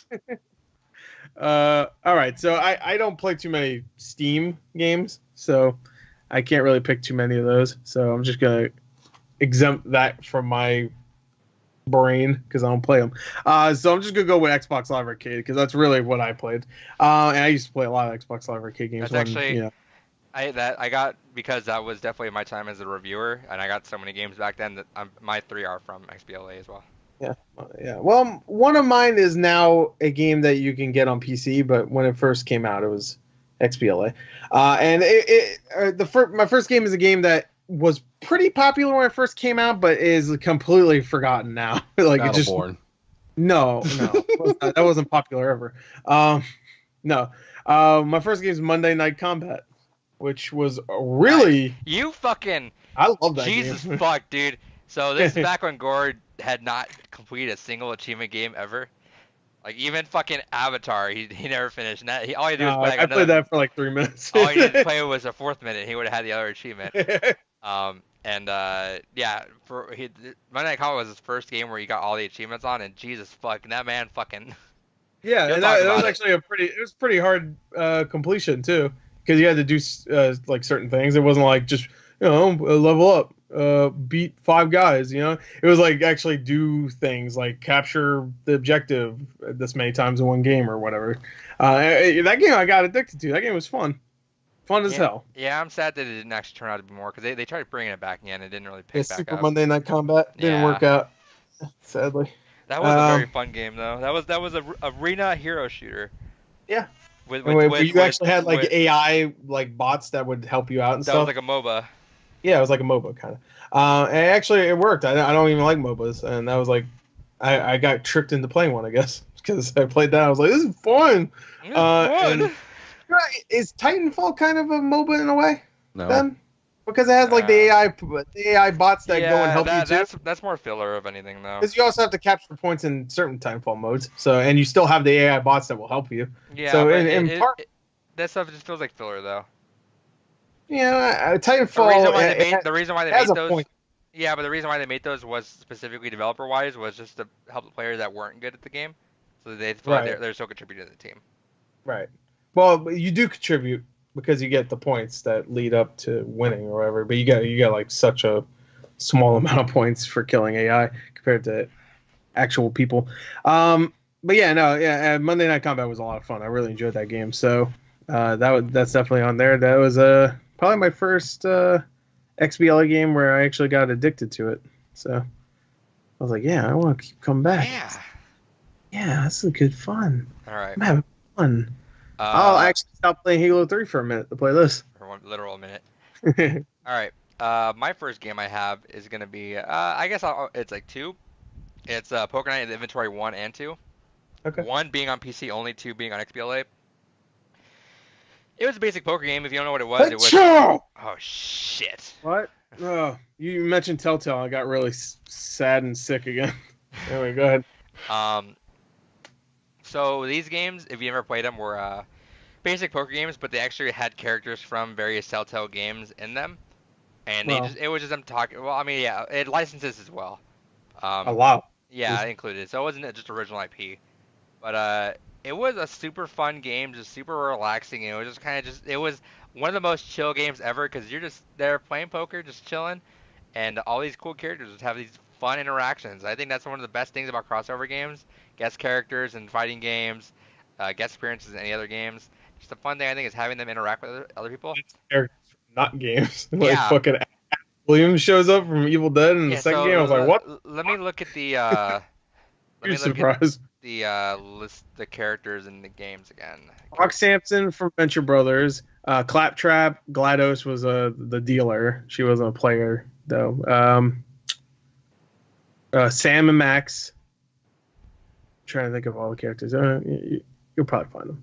Yeah, let me. Let's see. I'm missing something. I guess. I never played the first game. I'm really going by the second one. So it had the Heavy. The Max Heavy, yeah. From Sam and Max. Strong Bad from Homestar Runner. Tycho from Penny Arcade as opponents to the player. And Reginald Van Winslow as the host and dealer. Yeah. And Winslow was a character from. What game was it again? Tales of Monkey Island. Yeah. But yeah, so like those were in the first game, and that was the bizarre fucking group of people. Like the Heavies talking to Strong Bad. It was so fucking weird, but it was something about it was so charming and it was fun. It wasn't obviously like, not like big stakes. Like it was you to chill out and just talk to hear the players. It was super cool. And the second game, it had Sam. What was it? Sam from Sam and Max. yeah, Sam and Max. Played Max before. Yeah, so the other one. Then Brock Sampson, Ash Williams, and Claptrap, and GLaDOS is the dealer. GLaDOS And again, a fucking weird combo. That's the weirdest combo. Ash Williams from Evil Dead the movie series, Brock Sampson from Venture Brothers the TV show, Claptrap from a video game, Borderlands, but a high. It was high budget, profile back then for sure. High profile, definitely. GLaDOS, of course, from Portal. That makes sense. And then an old school point and click. Yeah, who was the second character from the first game that didn't get played, I guess. Because I think you only played as Max, right? Or you played against Max. But and it was cool. Like they're referencing each other, which is hilarious. Like Ash Williams has a shotgun with them all the time. Talks about his Oldsmobile. Yeah, it was so fucking bizarre and just a cool concept. I really wanted Poker Night 3. Like whatever that idea was, like I can imagine that. Like I think having like Lee in there would have been fun just to hear him again. Oh yeah. Lee would have been weird. It's bizarre. I feel like Bigby Wolf from Wolf Among Us. That would have been nice. At that point, cool. Yeah, you know what would have been cool is like if they had a Marvel and a DC character. Oh yeah. Yeah. Like Star-Lord or some shit. Star-Lord for sure. That's what I was thinking of, and then maybe fucking add some fucking Batman villain in there. Thanos. Imagine Thanos showing up. His big ass sits on a little chair. Yeah. Him and Brock Sampson. Those two games were like the epitome of just fucking random. But again, it was chill. Like there was nothing fucking flashy about them. It was Poker Night. The inventory was like this like in story was like just this like weird like little room that everyone would hang out in. It was just fun. I loved it, and the dialogue in there is super awesome. If you have a chance to play it, definitely still do. I don't think it's up anymore digitally. If you can find it, just fucking take it because it's not up. Get it. Yeah. All right, David, your turn. All right. So the first game I'm going with was actually a PSN title, and that's Comet Crash. Comet Crash was this cool tower defense hybrid where it was a tower defense that was cooperative, but instead of just building towers to defend against waves, you also had to spawn waves against the other team. So it was a cool little mode where you could team up with a friend or do 2v2 and just go ahead and create your own spawn waves and balance out your resources on setting waves against the enemy and building your own defenses. And just the neat little kind of spin on the tower defense formula that we hadn't really seen. And I spent a lot of fucking time in that game. That was a great fucking setup to it. Surprised you didn't say Dungeon Defenders. I'm trying not to go with obvious things. Tokyo Jungle. I was going to put that on there. I was like, again, I'm trying not to go with obvious things, consider I threw that on my list last week. All right. Gore. Overwatch. All right. Fucker. You ready for my next one? All right. I never played the trilogy of these games, but I played the first one, and I remember loving this game. I thought it was really fucking funny. And the three games that came out in this series all came out in the span of like 1 year. And I remember going like, damn, there's another one? No, not Creepspeak. Nobody played that. Sniper Elite. Check out Creepspeak if you never heard of it. No, don't. No, go ahead if you want. If you want to be weirded out. You want to be creeped out completely, as the title would suggest. No, my game is Death Spank. Does anybody remember this? Oh, yeah. I love Death Spank. I even know the third one. There's Death Spank, Thongs of Virtue, and Death Spank, The Baconing, I think it's called. And then there's the first one just called Death Spank. The first game I played all the way through, and that game was really fucking funny. Like, at least at the time. Maybe the humor hasn't aged as well. I could see maybe that's a possibility. But I just remember fucking finding the entire game really funny and really fun. It was just like a kind of like a Diablo style, like hack and slash looter RPG. But it was like $15 and it was like a good like 8 to 10 hours long. And it was really funny all the way throughout and it was fun. And they kept bringing out new games in the series. Like every few months, it would be a brand new 8 to 10, maybe even longer hour game.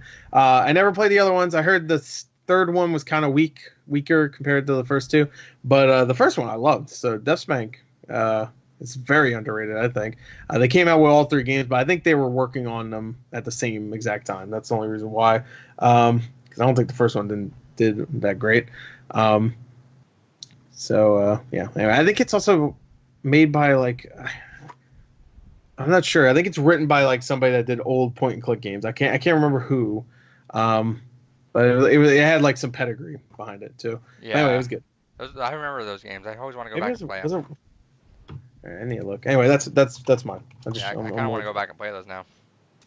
I want to say it's a Monkey Island guy, but anyway, go ahead. All right.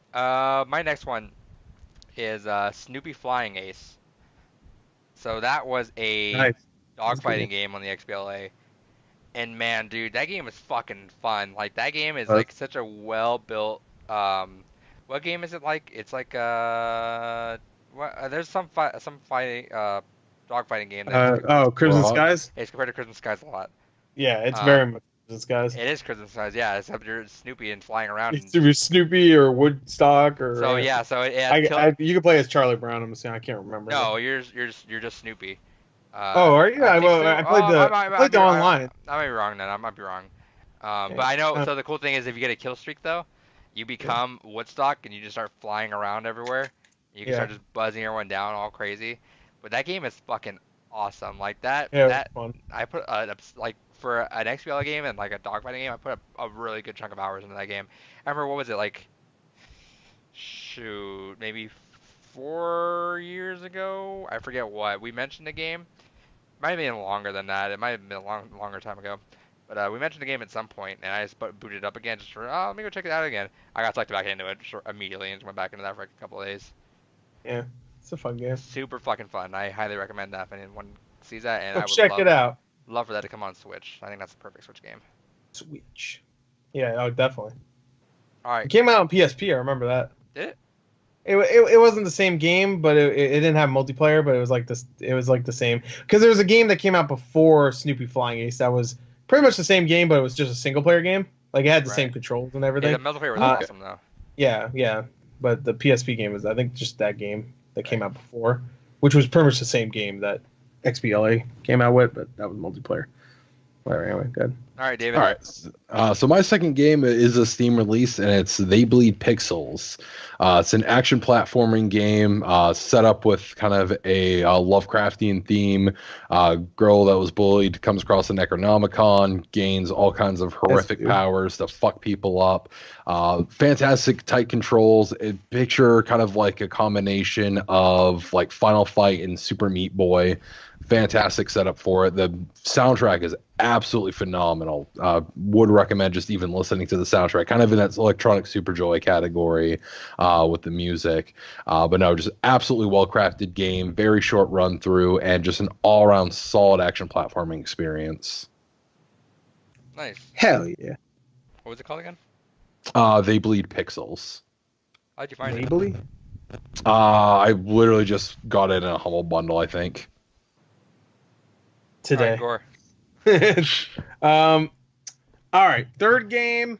Do you have any honorable mentions while you're at it? Is there anything on the top of your head? Who, me? Yeah. Yeah, Doritos Dino Destruction Derby. Dash of Destruction. Yeah. Yeah, of course. Harm's Way. Classic.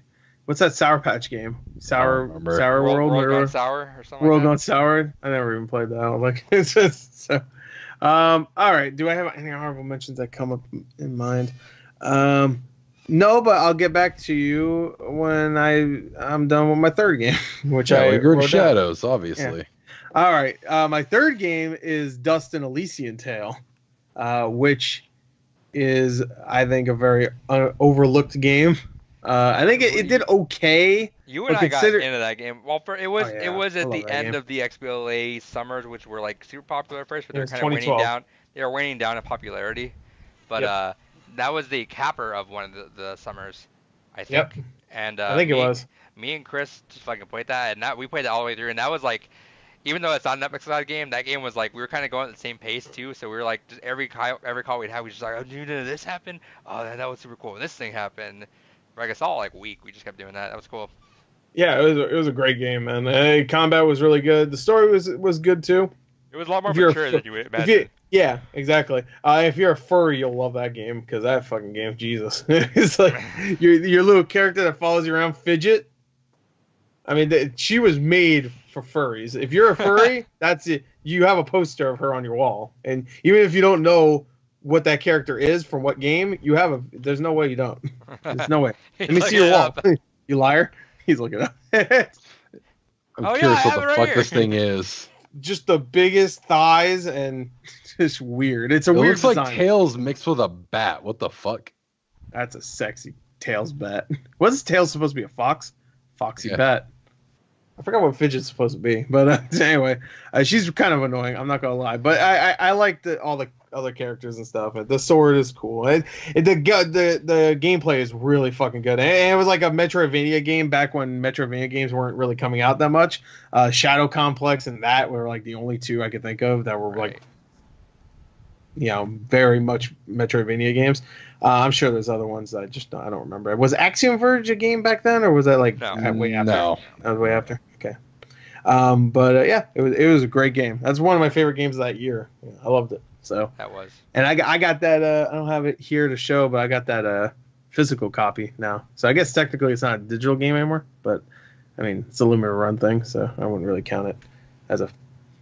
Yeah, that's the other hard part is Yeah. I'm trying to avoid the stuff that had some kind of physical release. Yeah, but it had a physical release like 6 years later after it already came out, so I'm not really gonna count that because the time for it to really shine is over. Like it is. I mean, unless it really gets like a big push randomly out of nowhere, I don't think it's gonna get that much exposure anymore. I guess it just came out on Switch recently, so Everything sells on Switch. it didn't. I don't think it really got up there too far, I but feel like it wasn't really advertised as being as big as it should have been. yeah. Like it had a bigger push, but yep. Yeah, like Hollow Knight. I mean, I'm not gonna say that's as good as Hollow Knight because I haven't played Hollow Knight, but Hollow Knight was always up there. Hollow Knight's phenomenal. One day I want to get to that. I want to do it actually. This last week I was like really tempted to start something, but I was like, I need to do Overwatch. Hollow Knight's like a 50-hour game, bro. Yeah, but I've heard nothing but spectacular things about it. Like I've never heard a negative thing about that game. Yeah, but you heard fantastic things about other games. No, You know, like God of War. You should start that over again. I should. No, you didn't hear anything good about that? Yeah, that game sucks. I agree. Any honorable mention you got? Top of your head? No, I was hoping that other people would go and then come back to me and I'll come back to you see because if we have any I leftovers. was talking about Any Dusty Elysium. leftovers, but we don't have to really talk about them. Just give me just the names. My last game before I think of a couple of honorable mentions is Dishwasher Vampire Smile. The Dishwasher games were pretty popular, but not necessarily as much as they should have been. Their Salt and Sanctuary is what Scott Studios is known for now, which is the one that really pops them out. They're also known for ZP2KX, which is like the Xbox Live indie game that me and Chris were playing for a while, which is actually like one of the better online indie games that were out at the time. But dude, Dishwasher Vampire Smile is fucking rad. That game has such a fucking cool aesthetic. The soundtrack's super dope. It's super gritty. It's super bloody. Everything about that, and yeah, it's a fun game. I just love that game. I went to that game a couple times. I know it was a big step up from Dishwasher Dead Samurai too, which helped a lot. I know Dishwasher Dead Samurai was a little bit more of a tougher game, but this one was good. Good stuff. Go check it out. Hell yeah. Hey. All right, so my last game is Drunken Robot Pornography. It is a Steam game. It's a first-person bullet I like hell. one of those things. Drunk. Big robot fan. No, Drunken Robot Pornography is a first-person bullet hell shooter, and I love fucking bullet hells. I'm god awful at them, but I fucking love me a good bullet hell, and it's just this fantastic game. Great controls, good soundtrack, addictive as hell rap intro that is stuck in my head to this day. But no, if anyone's looking for any kind of shmup bullet hell and looking for a little bit of a different twist on it, the first person perspective takes a little bit of getting used to with it, but is a fantastic game all around. Would highly recommend. Nice. Hell yeah. Drunken robot porno. But check it out. I'm sure in a GameStop somewhere. Somewhere. It's a digital game though. No, I don't think so. They wouldn't carry it with a name like that. All right, Gore. They don't like drunks. Anyway, all right. I got a couple of honorable mentions. One of them I already know people are gonna be. Well, no, you know what? No, fuck it. I'm not gonna apologize for this one. I'll just say it right now. Beyond Good and Evil HD, baby. You're- XBLA. Fuck you. Nobody played it when it first came out. Nobody played it when it was out on XBLA. I had to buy It's time for you to play it. for this game. Yeah, like I could. If they did a limited run for that, that'd be amazing. Please do that. Would you buy 2, 1 to open and 1 to I'd be steal? 10. Fuck it. I'll buy 10. You I'll be the sprinkle them around Beyond, my yeah, room. I would say you be the Beyond Good and Evil Santa. You just go a super bag, he's dropping in people's houses. Just like fucking throw it at people. Play his game, play his game, play his Some game. kid playing on a tricycle go play See some kid playing Fortnite through the window, you just fucking break the window. it. You little shit. Merry Christmas. It's July. Fuck you. I think they'll do a limited run someday of that, I feel like. Yeah, I could see that. I mean, they do limited run for Star Wars games now. I mean, come on. Fuck Yeah, but me. that'll make money. I just heard him. But why would they do like Dustin Elysian Tale? That shouldn't. There's no way that made them. Furries Fuck make off. money. Dude, Beyond Good and Evil 2 is still a thing, kind of, maybe. So, people want the first game. It's coming. They're want cooking it Star right Wars now. They're storybook. cooking it right now. It's coming. Anyway, my actual honorable mentions. A game called Outland. I don't know if Oh fuck yeah, anybody that played it. thing's dope. Yeah, that game. It's a platformer Ikaruga. Yep, pretty much, I guess, because you have to change your color and shit. That game came out during the Great PlayStation disaster. Oh, did it? I don't Yeah. even remember. Yeah, I played it on Xbox, so Yeah. fuckers. I played it on Xbox. I had a fully working game. This one's blue, this one's red. It's a gameplay mechanic. Anyway, that's how the game works. you had to switch between blue. It was blue and red, right? I don't remember exactly. It was blue and red, and if there's enemies shooting at you with red shit, you switch to red and whatever. And so, you know that mechanic. You've seen it plenty of times now, but I think it was pretty original back when it first came out. You say Ikaruga, but like I can't think of too many platforming games that did that before. Right. I'm sure there's probably a couple, but Outland did it really well. I mean, it looked great. It had a very like limbo-ish style to it, where it was like very simplistic colors for the most part. It was very dark. You had red and blue, obviously, but for the most part, all the environments are very dark looking, from what I remember. And it was really good. I haven't played it in like 10 years or 9 years, whenever it came out. So, but I remember it being really good. That was a really fun one. But and the other one I had right here. I'm sure if I ever booted up my 360 and looked at all those games, I'm sure I could find plenty. I wouldn't really put this one. I don't know why I even thought of that. Because that's there's no way that's overlooked. I was gonna say Lara Croft and the Guardian of Light, but I don't think that's overlooked. I think that was pretty popular. Yeah, came but out. I could see why. I mean, it doesn't have to be necessarily like a one that no one's ever heard of, but I think that was like one of the highest selling ones of whatever year that came out, right? I think it was. I mean, you put Lara Croft in there. I mean, Tomb Raider still had a name. I mean, I guess it still does now. But back then, right? They were still releasing the Tomb Raider games from the reboot series that came out before the other reboot series happened. I put that. That game was really fun. That was actually probably of the games Limbo's great, don't get me wrong, but I like a good game. Okay, I'm sorry. I like gameplay. So just Lara Croft was a fun game. And also if you play with the Kane Lynch DLC, it's like the best fucking it's the best Kane Lynch game ever. And that's not hard to do, but let me just tell you it's good. It's a whole new game at that point. Also, a game that I just want to give a shout out to because it's not overlooked because everybody had it. Aegis Wing. Just want to shout it out. Everyone had it, but I feel like no one played it. That's true. And Hezek HD. That came with the console, so I don't think anybody played that one either. And Nexus. That was fun. I actually played it. Nexus? Oh yeah, I remember Nexus. That Unreal Tournament kind of game. No, not Nexus. Well, that one. You mean Hexic? Yeah, it's a Hexik. Yaris. Yaris. I never played it. I never got it when it was free. It wasn't free for a little bit, and then they took it off. A lot of it, and then they took it out. Oh, was it? Yeah, free for a long time. I never downloaded it because I guess I just didn't give a fuck, and then they took it down. I was like, oh shit, I should download it. No, but Nexus was dope too. I forgot. I don't know where I got that named up from, but that was a good game. Yeah, Nexus was a good game. That's another good one to put on there. And you know what? Hybrid. Anybody play Hybrid? Nope. That was It was a from, game. It was the Scribblenauts guys. Scribblenauts guys, and it was a game where you only stayed in cover, but you would switch between, like, you were on the ground, you were up in the sky and stuff, you were on the walls and shit, and you would only stay in cover, so you just look over to the cover and you just zoom to the cover and stuff. It was actually pretty fun. It was just a third-person shooter though, but it was pretty fun just to snap between all these different, like, covers on ground and the ceiling and walls. It was good. It was a good game. But anyway, yeah. that's it. All right, enough honorable mentions. Any other ones, Gore? No, I just said enough. While you're at He it. doesn't even Dash- want us Dash to do ours. It's Destruction. just over. I could say like obvious ones. I mean, of course, Marvel Blast Ultra. That was fun, right? Honey Pop. I could say Have you played the new Marvel Cutie game that's Pop. on Switch? No, I don't pay. Marvel it up. Marvel it the fuck up. That's what Rocco call it. I was just scanning through a lot of my games really quick. I missed 1 vs 100, man. Oh yeah. Yeah, I forgot about that. That was such a fun thing. So fun. It was so good. That was an event. Like, man. I'll never bring it back. Don't worry about it. Shit, that was back during Freeze Cracker, wasn't it?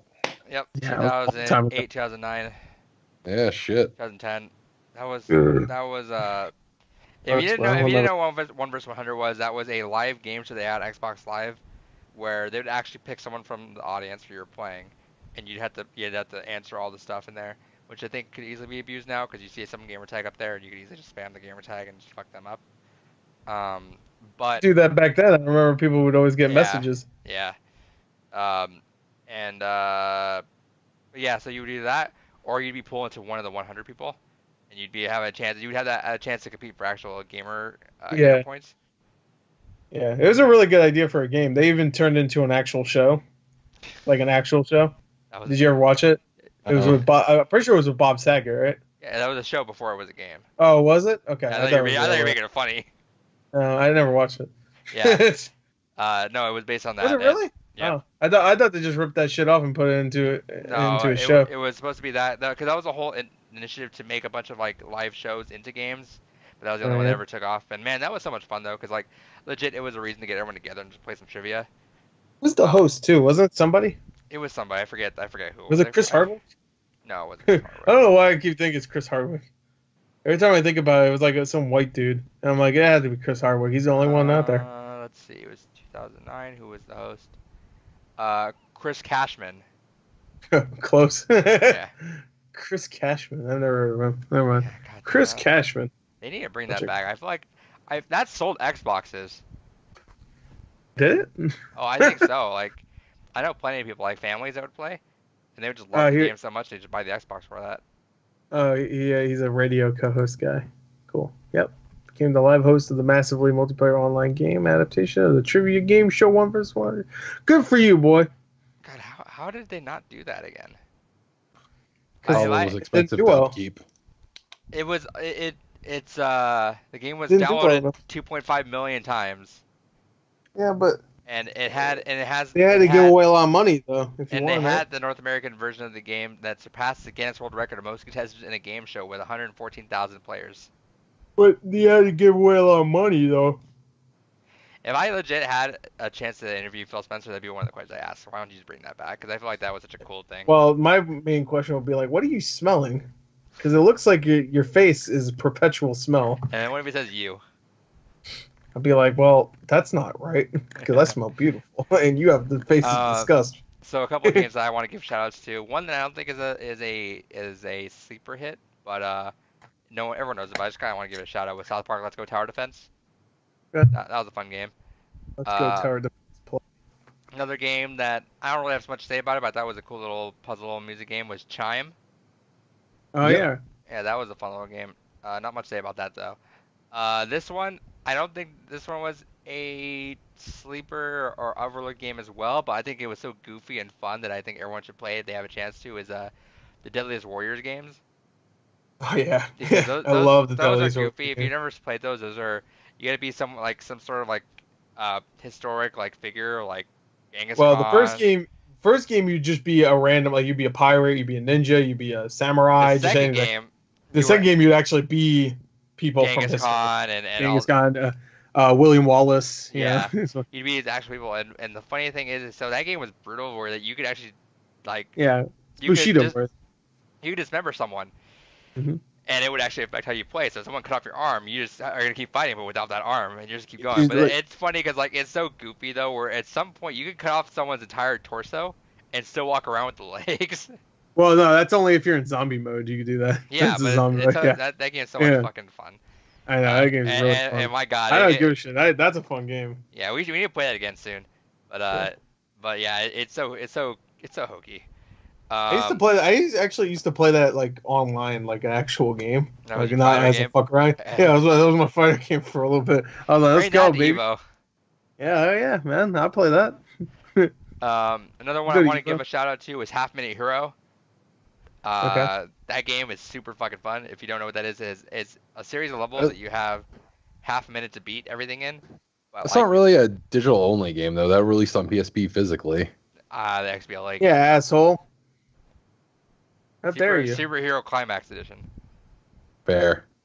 Fucking Yeah, that's a different version, idiot. suck a dick. Yeah, this guy's always interrupting. This guy just doesn't like celebrating. Don't show me your face. Stick around to the end, guys. No, so that game is like, and you have like specific ways to slow down time and get everything going. But that game is super fun. I think I almost had all the achievements in that game, or I got super close to finishing it. But like there was some fucking crazy hard level at the end or something like that. But that game was super fun. And the last one I give a shout out to is Comic Jumper. I think that game got the. I mean, there's more since then, but as it was coming out, it got kind of glossed over pretty quickly. But that game had a lot of funny moments to it. I love the art style of it. Every level had a different timeline of comics. There was the Silver Age. There were some mangas in there. There was the Current Age. I thought it was super fun, and I actually have a poster signed of all the developers on it with the original art on it. I actually have all the different art styles, but so I have like the Conan Barbarian version of it up hanging up on my wall still. Nice. I forget what the Silver Age one, and then yeah, it's the manga one. Yeah, that's super fun too. All right, David, last ones. All right, so my honorable mentions, Turba, fantastic little puzzle game, uses your music collection to kind of determine the difficulty of what the puzzles will be like. Interesting little concept of a game. Gilded Dungeoneering is a kind of roguelike RPG where every time you play through it, you pick a character, but then that character has different kind of cards that'll be associated to them. And then as you progress through the dungeon, you'll get other randomized cards as loot. And then it's all about just kind of micromanaging your cards and going as long as you can without dying, knowing that when you die, you reset with a new class and continue on. Fantastic. Definitely a very difficult game, but very fun game. It's never unfair. Like a lot of roguelike style games, I feel can get into that unfair territory where you work so hard to go ahead and work towards a certain playthrough, and then you get fucked over by something absolutely asinine in the game design. But this one actually felt really well balanced, very hard, very rewarding. And just one other one I wanted to go over. Where the fuck is it in here? Dishonored. Fuck, I just had my mouse on it. Nope, disregard that. I can't fucking find where it is in my game collection now. So I'm just going to go with those two. Just say a random game right now. Any game. Menos, The Hands of Fate, the video game. Okay, there you go. All right, Technically, that was a game. So that's the podcast. Someone did make a game of that. So they made a room video game too. You can follow me on Twitter at @DePunk, and on Twitch @DePunk. You can find Gore on Twitch. No. No. Twitter. I'm on Twitter sometimes. At Gore the Movie God. No, not sometimes. Not with subtitles? Find David sometimes. No, I'm never around. Fucking what? Jesus Christ. Good podcast. End it!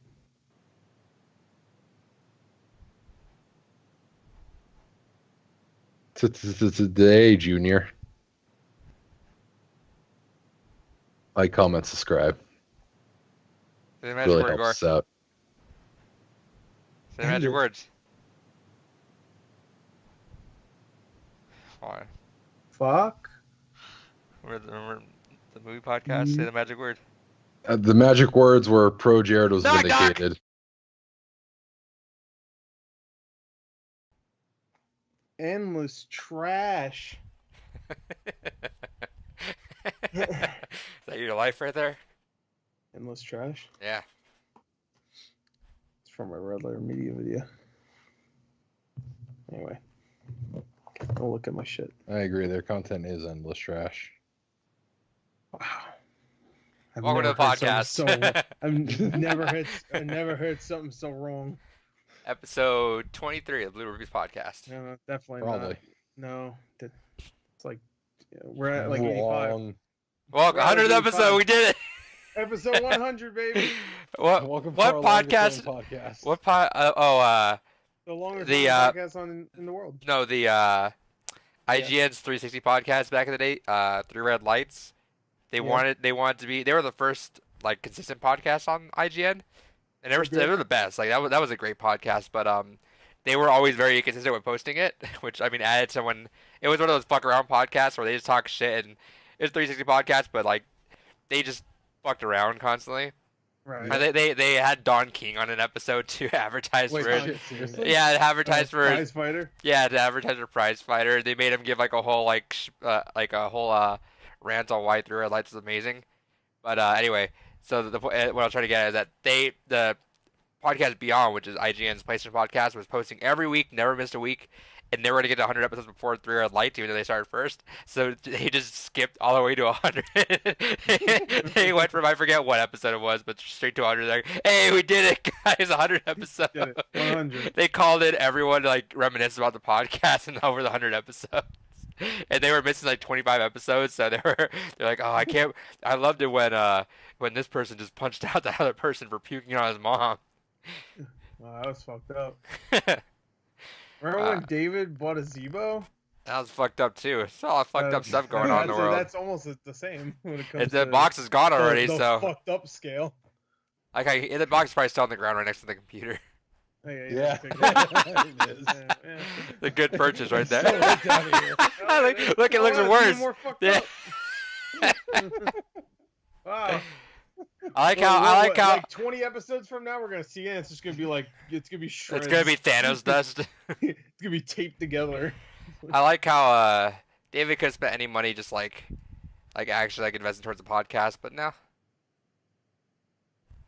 Well, you did. That was good background art. Yeah. Until it fell down. Until it fell down. All right, let's just jump to it. David, what'd you play this Tell you week? what, I'll start investing in this podcast when we start to agree on a monetization plan. Yeah. These are already monetized.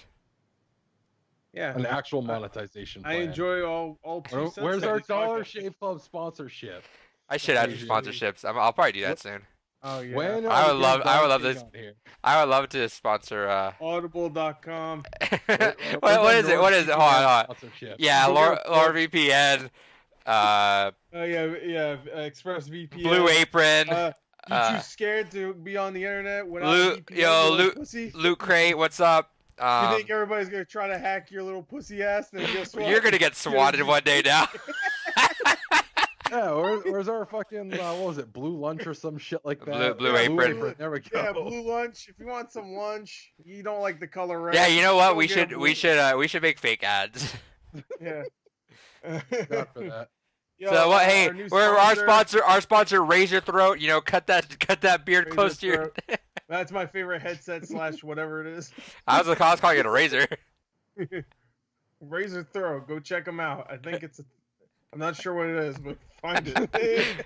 Just find it. Let us Google it. know how it is because we don't know where it is, but we're advertising for them. All right. We're actually sponsored by Disney this week. Yeah, everyone's sponsored by They're it. gonna make a live action remake of this podcast next week. Oh, they're also gonna sell me Air next week after that. Yeah, and then they're gonna take the old podcast 20 years from now and then remake that, Dude, and then bring back the old podcast in a digital Dude, deluxe edition. I would sell out in a for $20. heartbeat if Disney said, "Hey, let me buy the podcast for fucking $15." I'd sell out in a heartbeat. Oh yeah, I'd be like, oh yeah, Disney, do it. Fucking Oh, go that back mouse, when that mouse. Oh, this is me going, yeah, oh victory. This is my victory. This is the Fucking victory. back when we still had. You're doing what it. do you You're think doing that it. is? You're doing it. Yeah, it's a good. What? Oh, victory! Thank you, Disney. Oh, victories. oh, my finger got my. Oh, God. Oh, thank you. Disney, if you want to sponsor us. Who's the head of Disney? Bob Iger? Oh, thank you, Iger. All right, Gore, what'd you play? That's going into a clip show. Oh, I just realized what I was doing. Anyway, no, wait, you skipped David. Nah, fuck David. What'd you play, Gore? All right. I played Overwatch, obviously, but we don't need to talk about that. Even though the competitive season's almost over, or the beta for the real competitive season is almost over. The beta of the new Overwatch. So hurry up. I just started Control last night. And you love it. And I love it. It's great. It's so good. It's exactly what I wanted, and I hope I finish it before Astral Chain, because I heard Astral Chain's like fucking 50 hours long. What the fuck? God damn it. Yeah. Oh, I was like, you do all the shit. I wasn't going to buy it, but I was like slightly considering it just because I was like, oh, that's a platinum game. I can just finish that in a weekend. It'd be good stuff. No. All right. No. I heard it's really good though, so like I'm not gonna like skip out on that game.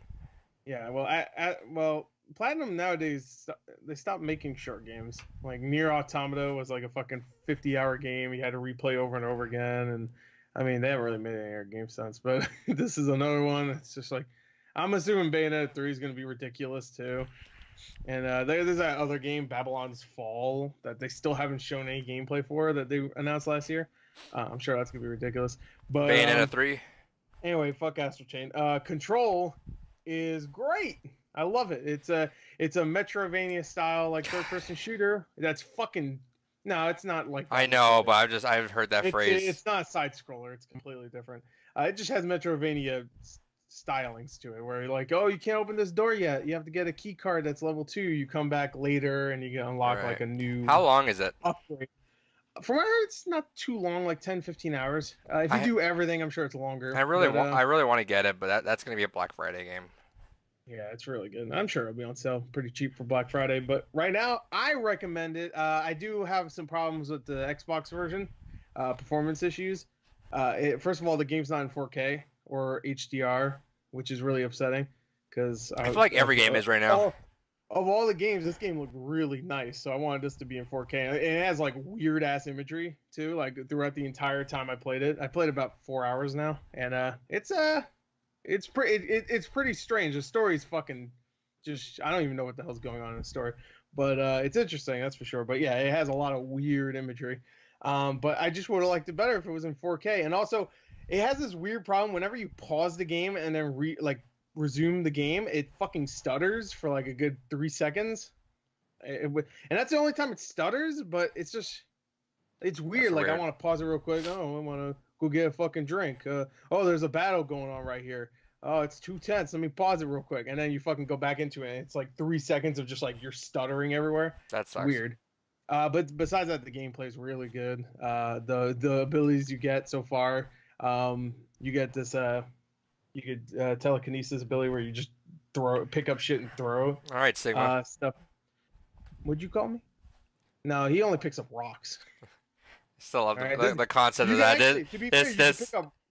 I still love that concept. We laughed about it all the time. Just how this amazing scientist who can fuck around with gravity and everything. Yeah, make a shield out of nothing. Has these like mechanical balls that bounce and explode. Just from a rocket. Well, the balls are kind of stupid too, if you think about it. Just like this fucking genius scientist. What does he think of? A ball? Go blow up. Yeah, but those are fun, I bet. Moira. I bet those are so much fun if you were just throwing around. Moira's a little bit more scientific. She got a thing where she could suck the life out of you and then use it to fucking heal other people with it. See, you should play Winston. Scientific. You should play. Sigma's just like, I made a shield. You should play Winston. Shield, except I can move it everywhere. See, now just play Winston. You'll just be the scientist main. Yeah. No. Yeah. That'll never happen. Winston's garbage. We don't have a Winston player really in our group. Yeah, because he's garbage. Winston's garbage. If you disagree, don't comment. Like, comment, and subscribe. Don't like, but do comment and subscribe. I don't want to see a like though. If I see you like this video, I'm gonna find you. But no, Control's great. I highly recommend it. What was the other game I played? Oh, I played a game called The Church in the Darkness. Yeah, I saw your little video on that. This game actually seems kind of neat. Yeah, it was pretty neat. I mean, I was expecting it to be a game where you sneak into a cult, but you actually